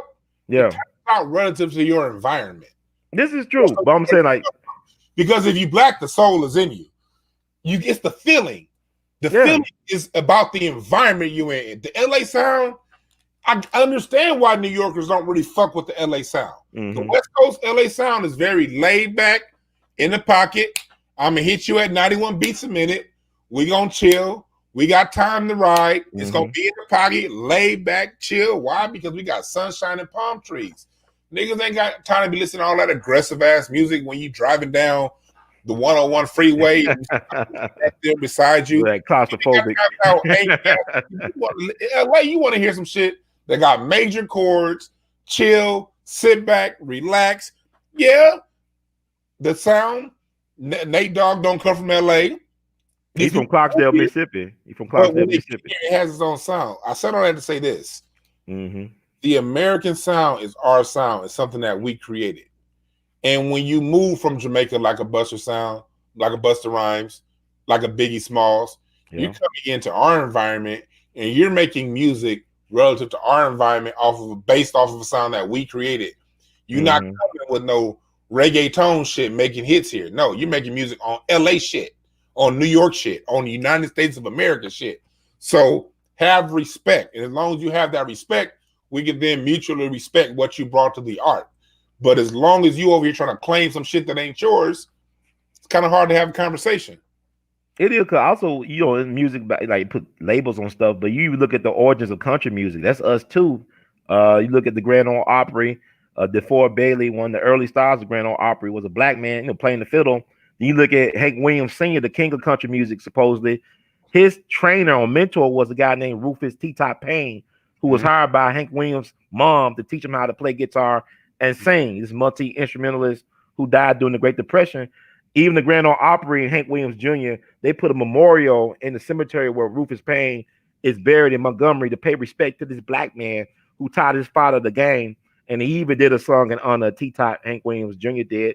But even look at gangster rap. You go back to country music. Look at Jimmy Rogers. Yole, ole, ole. From Mississippi, right? Meridian. He did a song called Blue Yodel Number 9 with Louis Armstrong on the trumpet and Lil Harder Armstrong, his wife from Memphis, on the piano. You could make the case that's the first gangster rap song, a country song. Yeah. He talking about shooting craps on Bill Street in Maine and shooting people and stuff and sending all them rounders home and about hustling and stuff like that. So this country music song could be a gangster rap song. Really. Let's listen to Blue Yodel Number 9 with Jimmy Rogers and Louis Armstrong. Right now, I'm about to download that right now. He said Blue Yodel. Blue Yodel Number 9. Yole, ole, ole. That dude. Got it. Jimmy Rogers. I'm about to Stephen Foster, Old Susanna. He got that from black folks. Them songs, them minstrel songs, and all this stuff came out of us. All of it came out of us. You're right. Indigenous black folks too. And like that's the thing here. People are so used to us just walking idly by and letting people take our shit. We just so nice. They're not used to this generation between you, me, and all of our generation saying, hell no, we about to stake claim to our shit. Yeah. That's offending a lot of people. But guess what? If it offends you, that means you don't respect us. And when I look at people who get offended by that, that means they deep down inside, if you're offended at somebody for claiming what's theirs, that means you don't respect those people. Cool. I don't respect you for getting in my fucking way. That shit could be mutual because it is ours. I'm not lying. You know what I mean? Like, yeah. When you look at, and we as black people, we have to do that shit in all areas. Music, we got to reclaim the buildings that we built from the White House to Benjamin Banneker to all of goddamn Washington D.C. to our inventions that Lewis Latimer and Granville T. Woods and George Washington Carver. We got to start claiming all that shit because we have an immaculate history here, man. Like, what other group of people can say, forget on the bottom end, what other group that's on the top of their country that's not oppressed, who has the money and financing, what other group can say, my group invented luxuries like the air conditioner. My group invented luxuries like the refrigerator, the stoplight, my 3 times great granddad, the automatic railroad crossing, black man, got the patent. All the great things that we invented here, the assembly line, George Washington Carver, the gas mask. I mean, the elevator, the things that the car. Dick Gregory talked about the Duray brothers predating Ford. Yeah. I mean, the McCoy, the lubrication part in the train. McCoy, yeah. Elijah McCoy. I mean, the light bulb, the telegraph, the phone, the fax machine, the women who calculated the fucking spaceships to go to the moon. Right. I mean, time after time after time. Jack Daniels whiskey, if you want to get on the technical, it just has to. Nearest Green. Yeah, Nearest Green. His family finally got their own. We invented whiskey and the super soaker. If you just want to have fun with it. If Granville T. Woods doesn't have, his invention gave us the roller coaster. I mean, we got so much dope shit. Take away the impression. Let the oppression. What other group did that shit that wasn't oppressed? Did half that around the world. We gotta claim this shit. It's the reason why the country's going so hard at calling us African American and you're other, you're a minority, you're this, you're that. Why? Mm-hmm.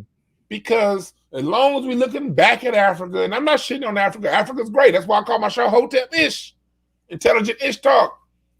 You know what I mean? I ain't tripping on that. Africa's great. All African at some point. But here's the thing.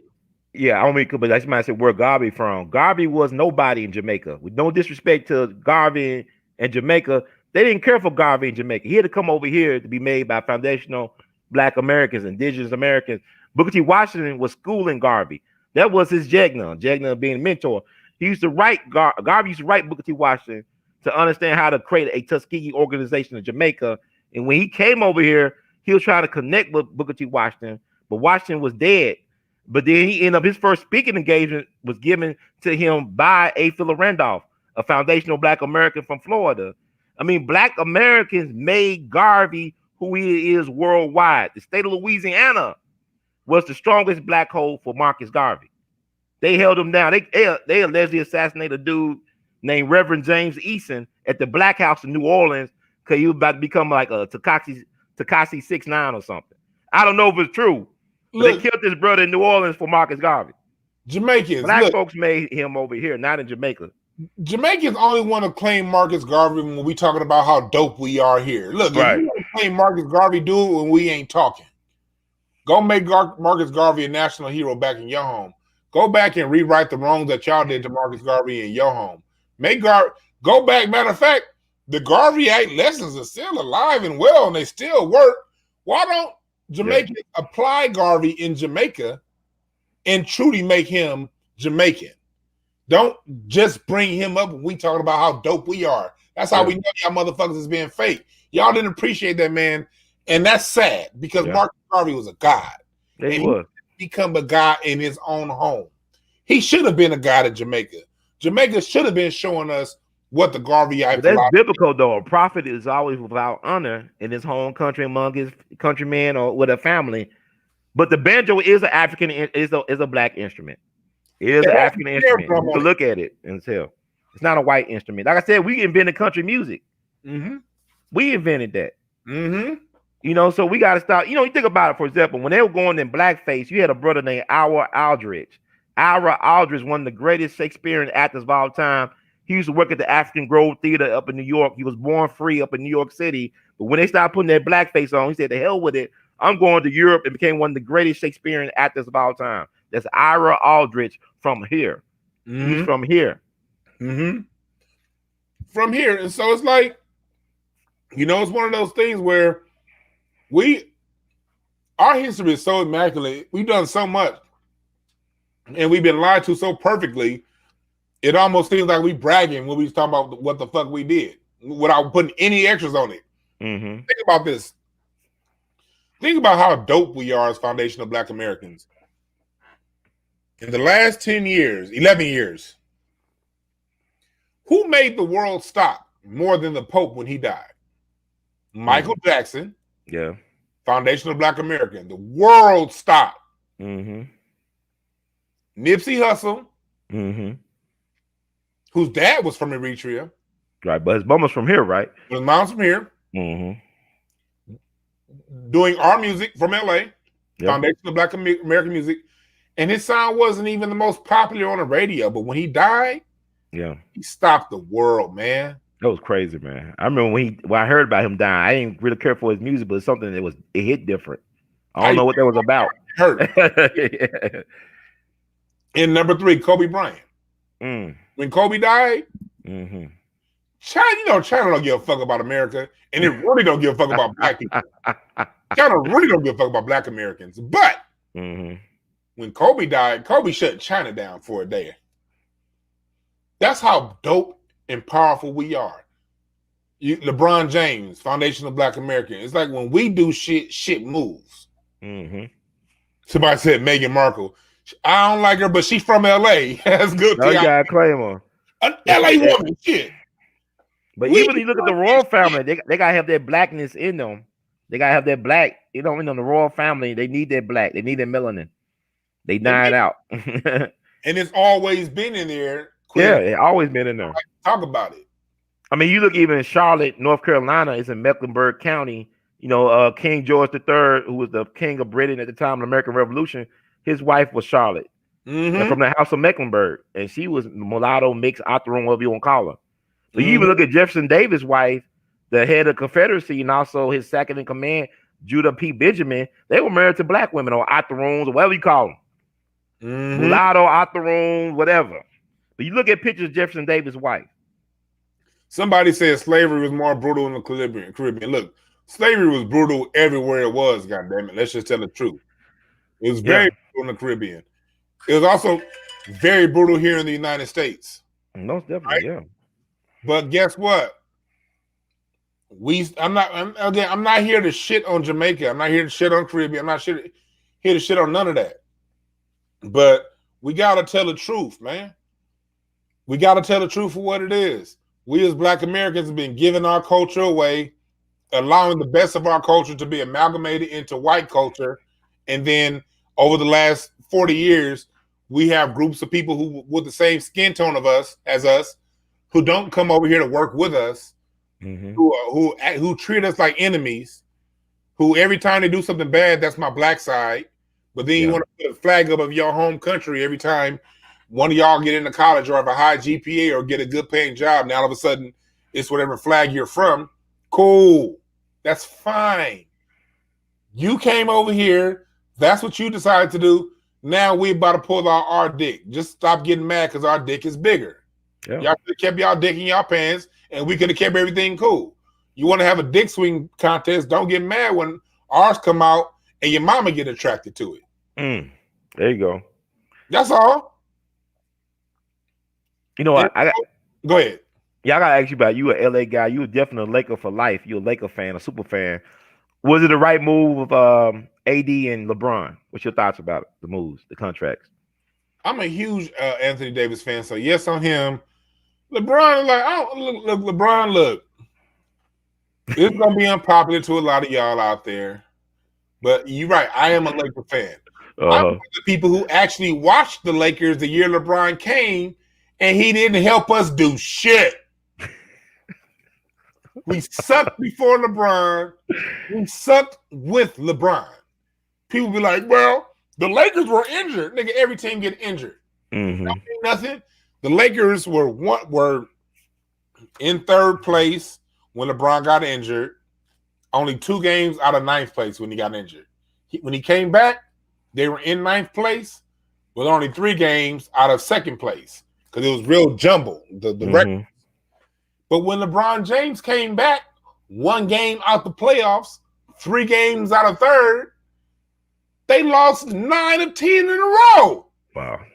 And part of the reason why they were losing because the Lakers had no shooters on the corner, so they allowed teams to double team on LeBron James, and every time he was going to the bucket, he was getting his shit swatted to half court. LeBron James didn't change shit. Now, when Anthony Davis came and all those other guys, now LeBron has the team around him to where he can do what he does best, and that's collect stats. I'm going to pass the niggas who are guaranteed to put the ball in the basket. Look, you guaranteed to get a triple-double when you got a 2-time champion on one end and another player who's a former 6-man of the year on the other end making them threes versus having players who can't shoot them threes. So LeBron is somebody who gets more credit than he deserves because he always plays on the dopest team. LeBron James going into the season, going back to 2009, just go back and check the Vegas records, going back to even the first time around in Cleveland. LeBron James always plays on teams that the Vegas picks to win the championship, top 2. You got everybody you need. You should win. Yes, you got the dopest power forward in the league who should have been defensive player of the year. Yes, you should win. When you have goddamn Kyrie and Kevin Love and your bench, I can point to 5 players on your bench who are either former All-Stars or Olympians. Yeah, you should win. Look, I'm not taking away LeBron's talent. LeBron is a top 5. He's always been one of the top 5 players but in the league. And some seasons he was the best. But you give any top 5 player their pick of the litter where they are surrounded by other top 10 players, when you're a top player and you have 2 teammates that are both in the top 15, you're probably going to beat the other top 5 players because the other top players only have one player in the top 15 or none. Mm-hmm. So yes, you should win. So I'm like, yeah, I want to see it. Plus, I look at this last season like an asterisk. There's in a fucking bubble. The worst thing a player like an older player like LeBron can do, and a frail player like Anthony Davis is travel. That's what fucks the body up the most. So no travel, none of that, and you got to stay in a bubble all goddamn day, and you got to beat a bunch of teams that couldn't come within 5 miles of you talent wise. Good championship, but I don't see that like when I saw Kobe beat the Celtics. The Celtics were a better team than the Lakers, player for player. But I thought the Lakers could have won the year, the year they lost against the Celtics. The Trevor Ariza, if he wasn't hurt or whatever, they would have won it. I think. You know what I'm talking about? There, it was that 08. I look at 08 as just like the 08 Celtics was one of the greatest teams to ever be put together. You have prime Kevin Garnett. Think about it. Kevin Garnett was drafted 1 year before Kobe. Ray Allen was in the same draft class as Kobe, and Paul Pierce was drafted 1 year after Kobe. So Kobe had to literally play against 3 of his contemporaries that were both Hall of Fame, All-Star Olympians at the same points in their career. It's not like Kobe was young and they were old. It was all that. I see what you're saying. Because Kobe was definitely his prime. We dealing with draft class 95, 96, and 94. Okay. In that. And then on top of that, the Celtics had Sam Cassell, draft class in 94. The Celtics had P.J. Brown, draft class in 97. The Celtics then they mixed it in with younger players that were high draft picks that were really good between Nate Robinson, Big Baby Davis, Leon Poe was very popular. And then you had Tony Allen, who was the best defender in basketball. Oh, yeah, Tony, I love him. Grizzlies. Best defender in basketball. And he was backing up James Posey at the time, was also a top 10 defender. So that Celtics team had everything they needed to defend Kobe, while they had Pau Gasol, who had literally been to the playoffs 3 years in a row and got swept all 3 years. He wasn't shit compared. And anytime Pau Gasol saw Kevin Garnett, he bitched down. So he saw a team that was much better than the Lakers, and they won. And then but when you see teams come across and do something, in the 2000 Lakers beating the 2000 Blazers, the Blazers were a much better team, top to bottom. When you look at LeBron's record through all of his career, every year they won, it's like, God damn it, you should have won. And matter of fact, 3 or 4 of them finals, you should have won 3 more of them finals appearances because you had the better team. So like the Miami and Dallas, the first meet, and Miami and San Antonio, that was an old. Look, Tim Duncan was in his 18th season. He couldn't even play no more than 30 minutes a night. LeBron, you couldn't beat that. Kobe had to play against prime Tim Duncan back when Tim Duncan was putting in 44 minutes a night. Big fundamental, with Shaq on. Real Tim Duncan. You know what I mean? The one that earned that reputation. LeBron had to play the old Tim Duncan and still lost to him with the fucking video. I don't respect that. But like you say, he's a stat pattern. Is he gonna be able to reach Kareem though, given what's going on with the seasons and he should? Thing?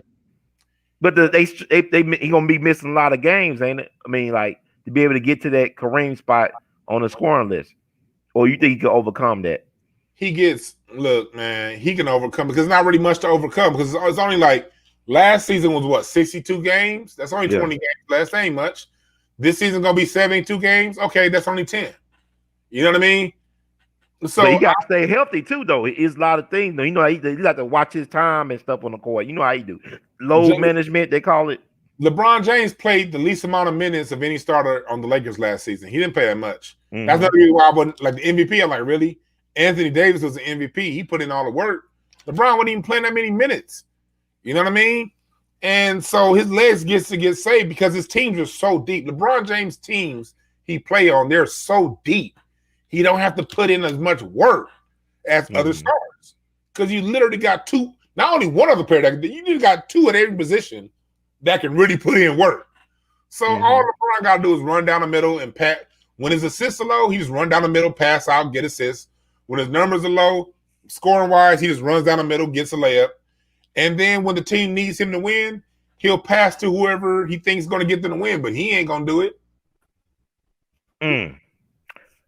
Interesting. So, I was thinking about all you just said. LeBron is interesting to me. So, will you think will he ever be considered a GOAT? I mean, you think he could be a legitimate GOAT when all said?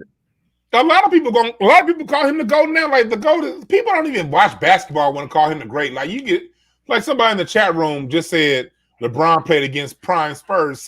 No. And look, Tim Duncan in his 18th season is no longer in his prime. Tony Parker in his 13th season is no longer in his prime. Or even 10th. As a matter of fact, Tony Parker had just sprained his ankle against the Grizzlies the round before. He wasn't even 100%. Right. Tony Parker was literally injured. He could walk on one leg. Like his motherfucker's ankle looked like this. Playing they talk about when LeBron first went to the championship with the Cavs with the Spurs. And got swept. Can I say you got to the finals? But they were prime though. Will you say that was the prime Spurs though in 2007? That was the prime Spurs. That why we ain't talking about the last one with the Heat where they lost. They actually won one against the Heat. But you know, getting swept. Because know why they got swept? Because Greg Popovich laid out the defensive plan that still is effective with LeBron James till this day. And that's allow him space to shoot the jump shot. And every time he goes to the basket, bring in help defense at the free throw line and extend it. So he can't get all the way to the rim to draw the defense in to do that. And you live with the results. The reason why LeBron James has always been able to get away with that post-Cleveland is because when you have literally the greatest shooter of all time, Ray Allen over here, you can't afford to send that double team. When you have Mike Miller, Shane Battier, at the time when they were with the Heat, these guys, go back and look at the stats, these guys were top 10 in the NBA three-point shooting percentage. They were top 10 three-point shooting percentage on the teams they were with before they got with LeBron and after they got with LeBron. So you got guaranteed shooters. You can't risk the double team. And so you can't risk the double team because you can't help off Wade. You can't help off Bosh. You can't help off Battier or Miller or none of these shooters. Now LeBron James gets to go one-on-one. Of course he's going to score. He got one-on-one defense because his teams were so deep. And that's how I look at basketball. I'm a coach. I look at all five players. I don't just look at one player. LeBron James has had an environment to where you better win because you literally have all things you need because defenses can't converge on you and exploit your weaknesses because your teammates are so good. That's why you see what you see, and that's why you see the numbers you see. And that's why also, like, look at 2009. It should have been Cleveland versus the Lakers in 2009. Remember Nike had the Nike sock bucket? Yeah. Being the LeBron sock puppets. Jameer Nelson, starting point guard for the Orlando Magic, was injured. So the Orlando Magic don't even have their starting point guard against LeBron James with a fully healthy team. LeBron James comes out, drops 35, 40 points in 3 quarters. Then when that fourth quarter comes, teams start taking in gambles. Like in the first 3 quarters, I might not necessarily help off you in the first 3 quarters. Yeah. When the fourth quarter comes, I'm going to take the chance and force one of your teammates to beat me versus you. So Orlando did the same Spurs defense, converged. Those teammates didn't knock down the shots. Basically the same thing most stars have to deal with when, like, no one gave Kevin Durant that pass when he was passing the ball to Andre Roberson in the corner and that nigga was airballing every shot. You know what I mean? All of a sudden, Kevin Durant didn't do it. And did you see his teammates airballing every time he passed it? So what's good for the goose is good for the gander. I judge LeBron James the same way. His teammates weren't passing, so he couldn't do shit. And that's why Orlando beat them, and it ended up being the Orlando Magic instead of LeBron versus Kobe. You got to be able to see the whole court. Most people just read the stats at the end of the day. Let's think about these stat reading people. You niggas didn't even pass algebra. Y'all didn't even take some. Watch the game and have fun. Smoke a joint. Drink. The fuck you bring all this math into the game for? You're right. I mean, speaking of math, I got to ask you about, did Anthony Davis cheat himself with that contract? Should he try to reach for $250 million instead of the $190 I heard he got? Yeah, he cheated himself. Why do you think they did? And You think they overcompensated for LeBron by his Yeah. contract extension? And they're trying to leave space for another free agent superstar next year. Mm-hmm. But again, that's what that lockout did. That lockout was to create it to where owners were like, you can only have 2 max contracts. If you want a third max contract, that means the first 2 got to take less money in order to get a third max level player. And that was an environment that was created by the owners in the last NBA lockout. That's what they wanted. They wanted players to take the sacrifice versus them spending more money. The Lakers can afford to pay Anthony Davis $500 million and LeBron $500 million, and whoever they got next $500 million, but they're not going to do that because they created that salary cap as a means to keep their budget in check. And so, in order for a player like Anthony Davis to get what he should get to win another championship, he has to lose less money and not the team. And I think that's fucked up. Yeah, because like you said, they could afford it. I'm sure they're making a killing off these guys in terms of, like you said, after that lockout, it really didn't go in favor of the players. But also, I'm thinking about Dak Prescott too. So I guess he had to not laughing at the misfortune, but I'm like, I can understand. But he's like, what about the Ball brothers? Are they gonna be something special or just whatever? Little known fact: the Ball brothers are my in-laws. Oh, now it's a known fact now. I don't really know them like that. I'm not over here saying I know them like that. Like my relationship with them, I used to coach against them. Like when I coached AAU, they were like 10, 11, 12. Did you know they're gonna be special? I know. What were they like at 10, 11, 12 at that age? Nope. Okay. Because like and the relationship is LeVar's oldest brother is married to my sister. And my sister's my best friend. And my little nieces, they so adorable. He's the least talented Ball brother, huh? No, he's the oldest. He's the oldest. Okay. He's the oldest. He oversaw a lot of that stuff. You know what I mean? But he didn't do anything. He played ball at the college level, collegiate level. He went and got his master's degree and got into the corporate world. You know what I mean? Oh, okay. So he didn't want to be like, his daddy doing no Joe Jackson stuff on him. Okay. Yeah, he's really got his master's degree, start working in the corporate world. That's how that happened. That's cool though, man. That's awesome. I'm not talking as if I know them and I don't talk to the Ball family like that. The LeVar side, I don't talk to them. Talk to my sister every day. Like I'm gonna call her. Matter of fact, she called me while we were on here. Okay, we're about to wrap it up then. Yes, sir. Yeah, my sister's my best friend. I love the hell out of her. And my little nieces, I love them. My little nieces now, my little niece, 11 years old. She 5'11". That's wow. She playing ball, pressure, right? She's smart. Ball. She doing this. That's cool, man. That's cool. My little girl, 5'11" now, and she's only in the seventh grade. Wow. Well, anyway, I used to coach against them when I used to coach on my AAU team. And they had it where it was Lonzo, LiAngelo, and LaMelo, but LaMelo was like 8. When Lonzo was like 11 or 12, LiAngelo, the one that just got drafted, he always had to play up. So they're playing against my 12-year-old team. Lonzo's 12, LaMelo's like 11, and LiAngelo's like 8 or 9. I don't know their ages exactly. And we beat them, but it wasn't easy. When I look at the age discrepancy that was on that team, we should have beat them by 40. But that little nigga LaMelo shoots so good back then. That nigga was 8 years old, putting up on 3 like what? Confident. And it was like, these little motherfuckers gonna be good. They ran plays together. You could tell them 3 brothers, and LeVar was a coach. So it'd be me coaching against LeVar. If I can, I'm gonna find a wedding photo with me, LeVar, and all of us in there. You'll see, as big as I am, I'm a little nigga compared to all them. Wow. LeVar was coaching against them, and they weren't. We beat them because we were a pretty good team, and we were all actually our age group, and they had a wide variety of age. But we had, even back in middle school, little LiAngelo, he was in elementary school playing against middle school kids, killing them. And then I would see them at the Drew League last summer, not this year, of course, because of COVID, but last summer and the summer before that, I would see Melo at the Drew League. And I would see how patient my biggest thing when I'm assessing a player, I'm looking at their patience. I'm looking at how they play against that competition. I know they all look a certain way by themselves, but how do you look when the competition is better than you? Right. And when he was 17, I mean, he was out there against James Harden in the Drew League. He was out there against Westbrook, Paul George, DeRozan, all them dudes. And he was just patiently slicing and dicing the defense. I said, oh my God, this motherfucker's going to be good.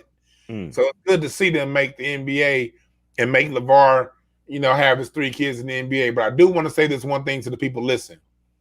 Yes, that's a great thing that they made the NBA. Yes, it's great that LeVar has, done what he's done. But look, that's a win for California basketball. That's a win for Southern California basketball because LA hoop, Southern California hoop, is the dopest hoop in the nation. I don't want to hear shit about Chicago, Detroit, or New York. Mm-hmm. You add all them 3 cities up together, they still not going to produce as many All-Stars and MVPs as one little city named LA. So it's a great thing that they made it for the culture of Southern California basketball. Mm-hmm. It's a great thing for the family. But please, please, please, Black people, do not conflate this with Black history. It ain't got a goddamn thing to do with Black history. This is one family putting his family into a white league that's going to make that white league a whole lot of money. And when that white league is done with them, they're going to spit them up like they spit everything else out. Let's not put that next to Dick Gregory, Fannie Lou Hamer, Martin Luther King, Frederick Douglass, or anybody who's done anything historically great for the greater society of Black people. Make that very clear. Black people we real quick to celebrate some symbolic shit. Oh, that nigga got a job. All Black people are doing great. No. That person did good for what they're doing. Let's keep it at that. Yeah, I know we'll wrap it up. This went by so fast, so much information. And we not putting down Jamaicans and West Indians and the Caribbean. We're not doing that. We're trying to big up and elevate our respect over here because we made sure that Marcus Garvey had the platform to do what he did. He couldn't get that in Jamaica. And we helped create, James Brown, as far as I know, he's still the most sampled artist in hip hop history. He's the foundation for hip hop and rap. James Brown samples. Plainfield, New Jersey. And George Clinton, yep. Yeah, and I want to think some people. And Isaac Hayes, I can talk about Hayes and Porter, David Porter, Isaac Hayes stuff. Come on, Marvin Gaye. Look at my father is so simple. Curtis Mayfield. Carmichael, he's so goddamn simple. And he's a Black man from Alabama. I don't want to hear y'all other people coming in town take our shit. Somebody said in here. Somebody said, "Oh, ask you about the Baller Brand shoes." Okay, smart person asking about the Baller Brand shoes. Go look that up and look at the lawyer. Going back to what we were talking about earlier with Dave Chappelle. Right. The lawyer. The legal perpetuity into the universe. Those are the people that fucked over them Baller Brand shoes. LeVar and LaMelo and Lonzo got fucked over. They lost a lot of money on that deal. That wasn't them. They got fucked. Mm-hmm.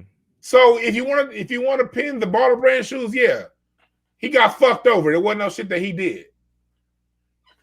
Yeah, but I like LeVar because he's a strong Black man. He's a strong Black man. And it's something they got a problem. You uppity, like I said about Otis Redding. Oh, he cocky because he want to own his stuff. He want to practice self-determination. And right or wrong, you got to think about it. These white people got an advantage over us. They got like a 400-year advantage. Not saying we can't do nothing, but when we do stuff, we catch up with them. Then they want to change the rules while we're playing the game. They change the rules. And they play dirty. They don't play clean. They don't play fair. Like the Jordan rules. They was hacking the hell out of Jordan with the Pistons. They'll be knocking them down. But we are such a resilient people, and we got to know who we are. Like you said, Lewis Latimer provided the filament for the light bulb and designed the first phone for Alexander Graham Bell. That's a Black man who folks was in slavery. And here's the thing about it. We'll get to talking about how dope we are as a people, and then you'll have stop being biased. You're being this. No, I ain't being shit. I'm telling you. Look, the definition of I don't believe in being humble because the definition of humble is to lower yourself. This is true. These are facts. What the fuck am I lowering myself for? If I did it, I'm going to stand on it. Good, bad, or indifferent. Good and bad. That's right. You own your shit. You own it, man. Oftentimes people And want who to. could do that to you if you own your stuff? It's like Frank Sinatra. Yeah, I hang out with the mob. They my people. So what? Exactly. You know what I'm saying? These my folks. And that's the thing about it, man. We'll claim our shit, and you have other groups that'll come to America. They'll claim our shit loud and proud when it's good, but the minute they do something bad, that's my black. That's what black. It's it's someone from Senegal that got a 4.0 on the GPA. Oh, I'm from Trinidad and Tobago, and I just open up. I work hard like a Jamaican, and I just okay, yeah, great. But the minute somebody gets shot, oh man, another black person does this. The minute somebody get killed, another black person. But the minute somebody creates some dope shit, all of a sudden they flag is waving everywhere. Well, guess what? Black Americans, we about to start raising our flag, the red, white, and blue. The fact that we stitch together. People be like, how can you claim America? Because a black woman designed the motherfucking flag. That's why. And sewed the shit together. And Crispus Attucks is the one that died in the first person that died in the Revolutionary War was a black man named Crispus Attucks. And because the whole Constitution was taken from the Algonquin, from the Iroquois Treaty, some shit that we created, go up and down the line. Hell yeah, we gonna start sounding real braggadocious, sounding real arrogant, and it's on you to get used to it. Because I ain't shutting up shit. Because I'm tired of people coming over here claiming our shit. And for me, especially for me, like I'm foundational Black American, Native Black American for real, for real. When I trace when I go back and trace the white people in my family that I come from, I'm able to go back to the 1500s in London, England. So even the white people in my genealogy came in 1660. There you go. I'm not Italian white. I'm not ethnic white on the little white that's in my past. It ain't ethnic white. It's Anglo-Saxon. The motherfucker who came and raped everybody. It's that white. Mixed with native Potawatomi tribe, mixed with black people from Mississippi. My family is on record being in Virginia in the 1700s. Oh, yes, my black side, free. I had free black people in the 1700s in Virginia, and I got slaves in my family I could trace back to the 1700s in Mississippi. Like we talk about Natchez, Mississippi, Vicksburg, Mississippi. So yeah, I have a personal duty to defend my foundational Black American, foundational Native Black American history, heritage, music, and all that without giving a fuck about how anybody feels about it. That's great to know. And also like Vicksburg, I mean, Mississippi is an interesting place, but Vicksburg, Quincy Jones people came from the Jones brothers, who were the policy kings of Chicago. The oldest brother, Eddie Jones, gave the blueprint to Sam Momo Giancana, and the outfit Chicago mob took over the policy wheel operations in Chicago because of Quincy Jones people. But when Quincy Jones, one of the most factual things he like to over exaggerate about stuff, but his family, he come from a family of gangsters, and the Jones brothers, look them up. And also Temple Red. People, look, we gotta do a music show, I guess. People talking about, do I know something about Temple Red? I know of Temple Red, but you know about P.D. Wheatstraw. I ain't talking about Dolomite either. P.D. Wheatstraw. You know who the devil's son-in-law, the high sheriff of hell, really is. He's from Cotton Plain, Arkansas, like Sister Rosetta Tharp. So you know who he is, P.D. Wheatstraw, who Robert Johnson sounds like. He don't sound like Robert Johnson. Robert Johnson sounds like him. See, we don't tell our stories because they have you thinking that Robert Johnson was the most popular blues singer of all time while he was alive. Robert Johnson was not even that well known when he was alive. When he died at 27 back in August 16, 1938. He was just 27 years young. But P.D. Wheatstraw was the most popular blues singer of his time. And he died on his 39th birthday on a beer run. Got hit by a train over in East St. Louis. Yeah, on a beer run. I didn't know about that. Yeah. But he said he was the devil's son-in-law, the high sheriff of hell. See, black folk, we got to understand, too, our words create worlds. Because I always tell people about Biggie. His first album was Ready to Die. Second album, Life After Death. It came out when he was dead. So Tupac, we can't act like Robert De Niro and Al Pacino. We got a special spiritual connection to the universe. So we be speaking stuff and joking about it, then it really happens. It's like Juice WRLD. I don't know these Negroes, these rappers and stuff. Only I know about these rappers now, because I can't play my CD player in my car. I don't got no Bluetooth on my radio. So I'm forced to listen to top 40 radio to rap. In Juice World, you rapping about dying young and telling the girl, I'm sorry, I gotta leave you. And it actually happens. Like, we manifest our words, create worlds. We black folks, we can't act like the white folks. You can't. I remember it's something Snoop said in one of his interviews. Snoop said, I heard in an interview, he did a few interviews. He said the story about when he wrote Murder Was the Case. Oh, yeah, I remember that. I love the soundtrack. Yeah. And he realized right then how powerful his words are. Yeah. And how strong words are and how he needs to change up how he writes. You're right, because words, when you write that shit down and put it on paper, man, you calling that shit out to the universe. This is true. You know, and so it's just one of them things. I want to address one more thing for the real quick. I've been saying, if you don't mind, I want to just go ahead. I don't want to keep you out, but go ahead. Keeps talking about drawing and being divisive. Look, man, we are not being divisive. The lines have already been drawn. As a foundational Black American who's been living my whole life, going through college, my whole life had to deal with people who look like us. When they do things that are great, they draw the lines by putting their flag up. They draw the lines by putting their flag in their Twitter profile and talking about all the great good things. They draw the lines when things bad happen to them. They take that flag down and call themselves Black. That's where the laws are drawn. That's where the lines are drawn. We're responding to that. We're saying, okay, since you want to draw lines, let's draw lines. Look, and at the end of the day, the most powerful clubs are the most exclusive clubs. Am I right, Brother Ron? That is definitely, most definitely correct. The clubs with the most prestige and the most values are the clubs that only the people who qualify the most can get into. You can't be a made man of the mafia unless you can trace your blood back to Sicily. Exactly. Because even Al Capone was the main man because he's folks from Naples. He wasn't even a part of the Sicilian mafia. You look at white folks. White folks, yeah, you're white when it comes to. There are a lot of other people to be white when it comes to a numbers game against us. But when it comes time to get into their organizations, they want to trace your blood back to being Anglo-Saxon, Germanic white. You feel me? Look at a Chinese person. A Chinese person ain't gonna let a Japanese person be like, "Oh, we all the same until something's bad." Like, yeah, I know you came from Japan. I mean, I know we all migrated from China, but nigga, I'm Japanese now. You know what I mean? I understand that we migrated from Haiti and from the Caribbean, from Africa. Like, no. Only 400,000 on record. Only about 400,000 slaves came from Africa. The majority of the slave trade has happened within the country. You were watching movie 12 Years a Slave. You be walking down the street. Here comes some slave catchers, capture your free Black ass and send you down the Mississippi River and sell you off to a plantation in Alabama, in Mississippi, in Louisiana. That's the part of the slave trade that they don't like to talk about. I mean, we as Black people, man, our lineage goes back here. Yes, there are extensions from the Caribbean. Yes, there are extensions from Africa and people who did come, no doubt.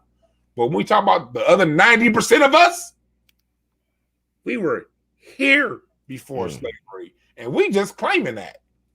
That's all. And if anybody got an issue with us claiming that, guess what? That's your issue. Because we have a lot of shit to solve as a people. And us solving our problems can't wait on people's feelings who aren't within that, who aren't on board with it. Your feelings are going to sit to the side, homie. We as Black people gotta hammer this shit out.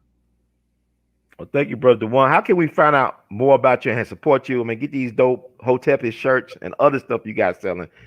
I'm going to promote this. Yeah. Hotepish.com. You see the shirt? No, just see the word?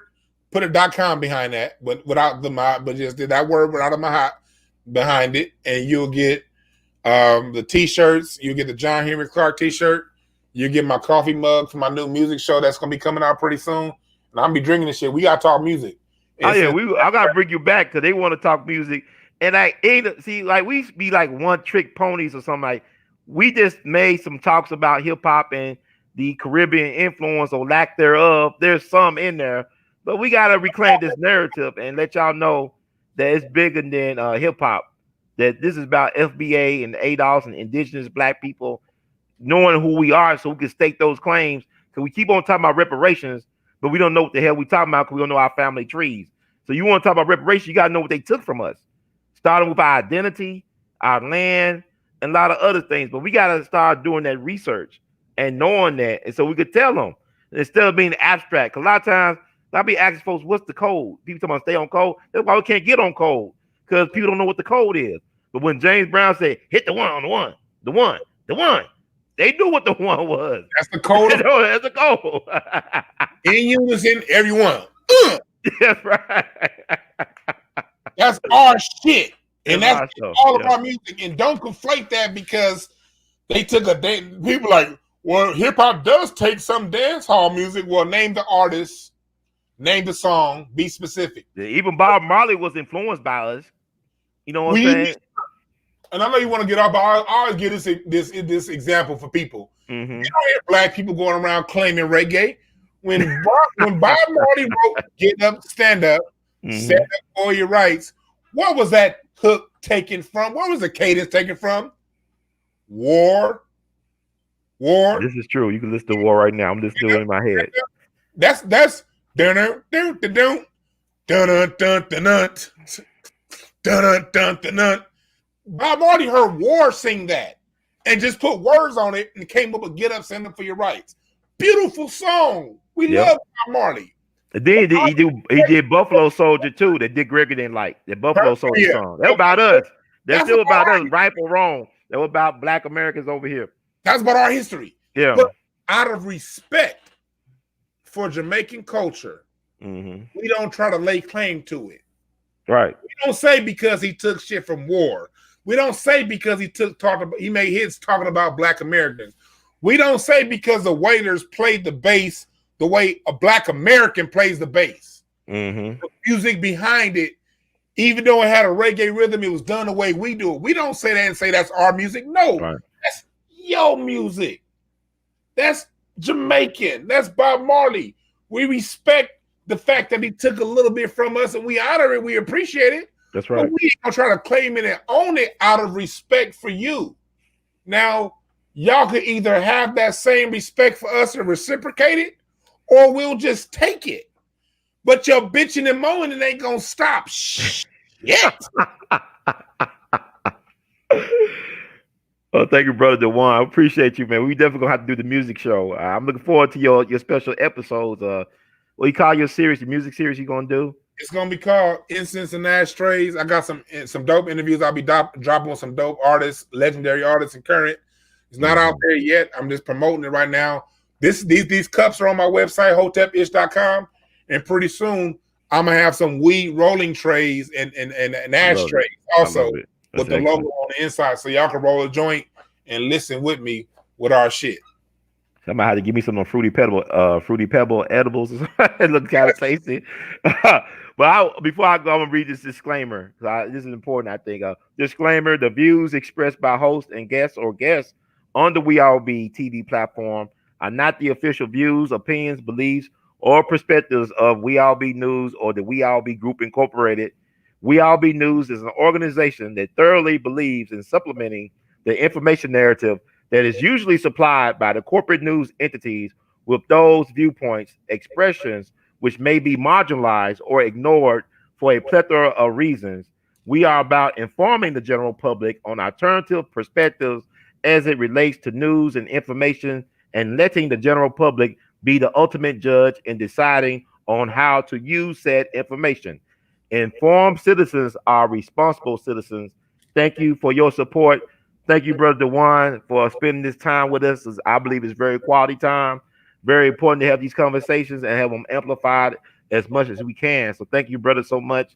And thank you out there, very intelligent crowd and audience. And for the do nations, all you brothers and sisters that donated, okay, it takes a nation to get the word out. So thank y'all. In the words of Great Duke Ellington, we love you madly. Keep on producing and pushing.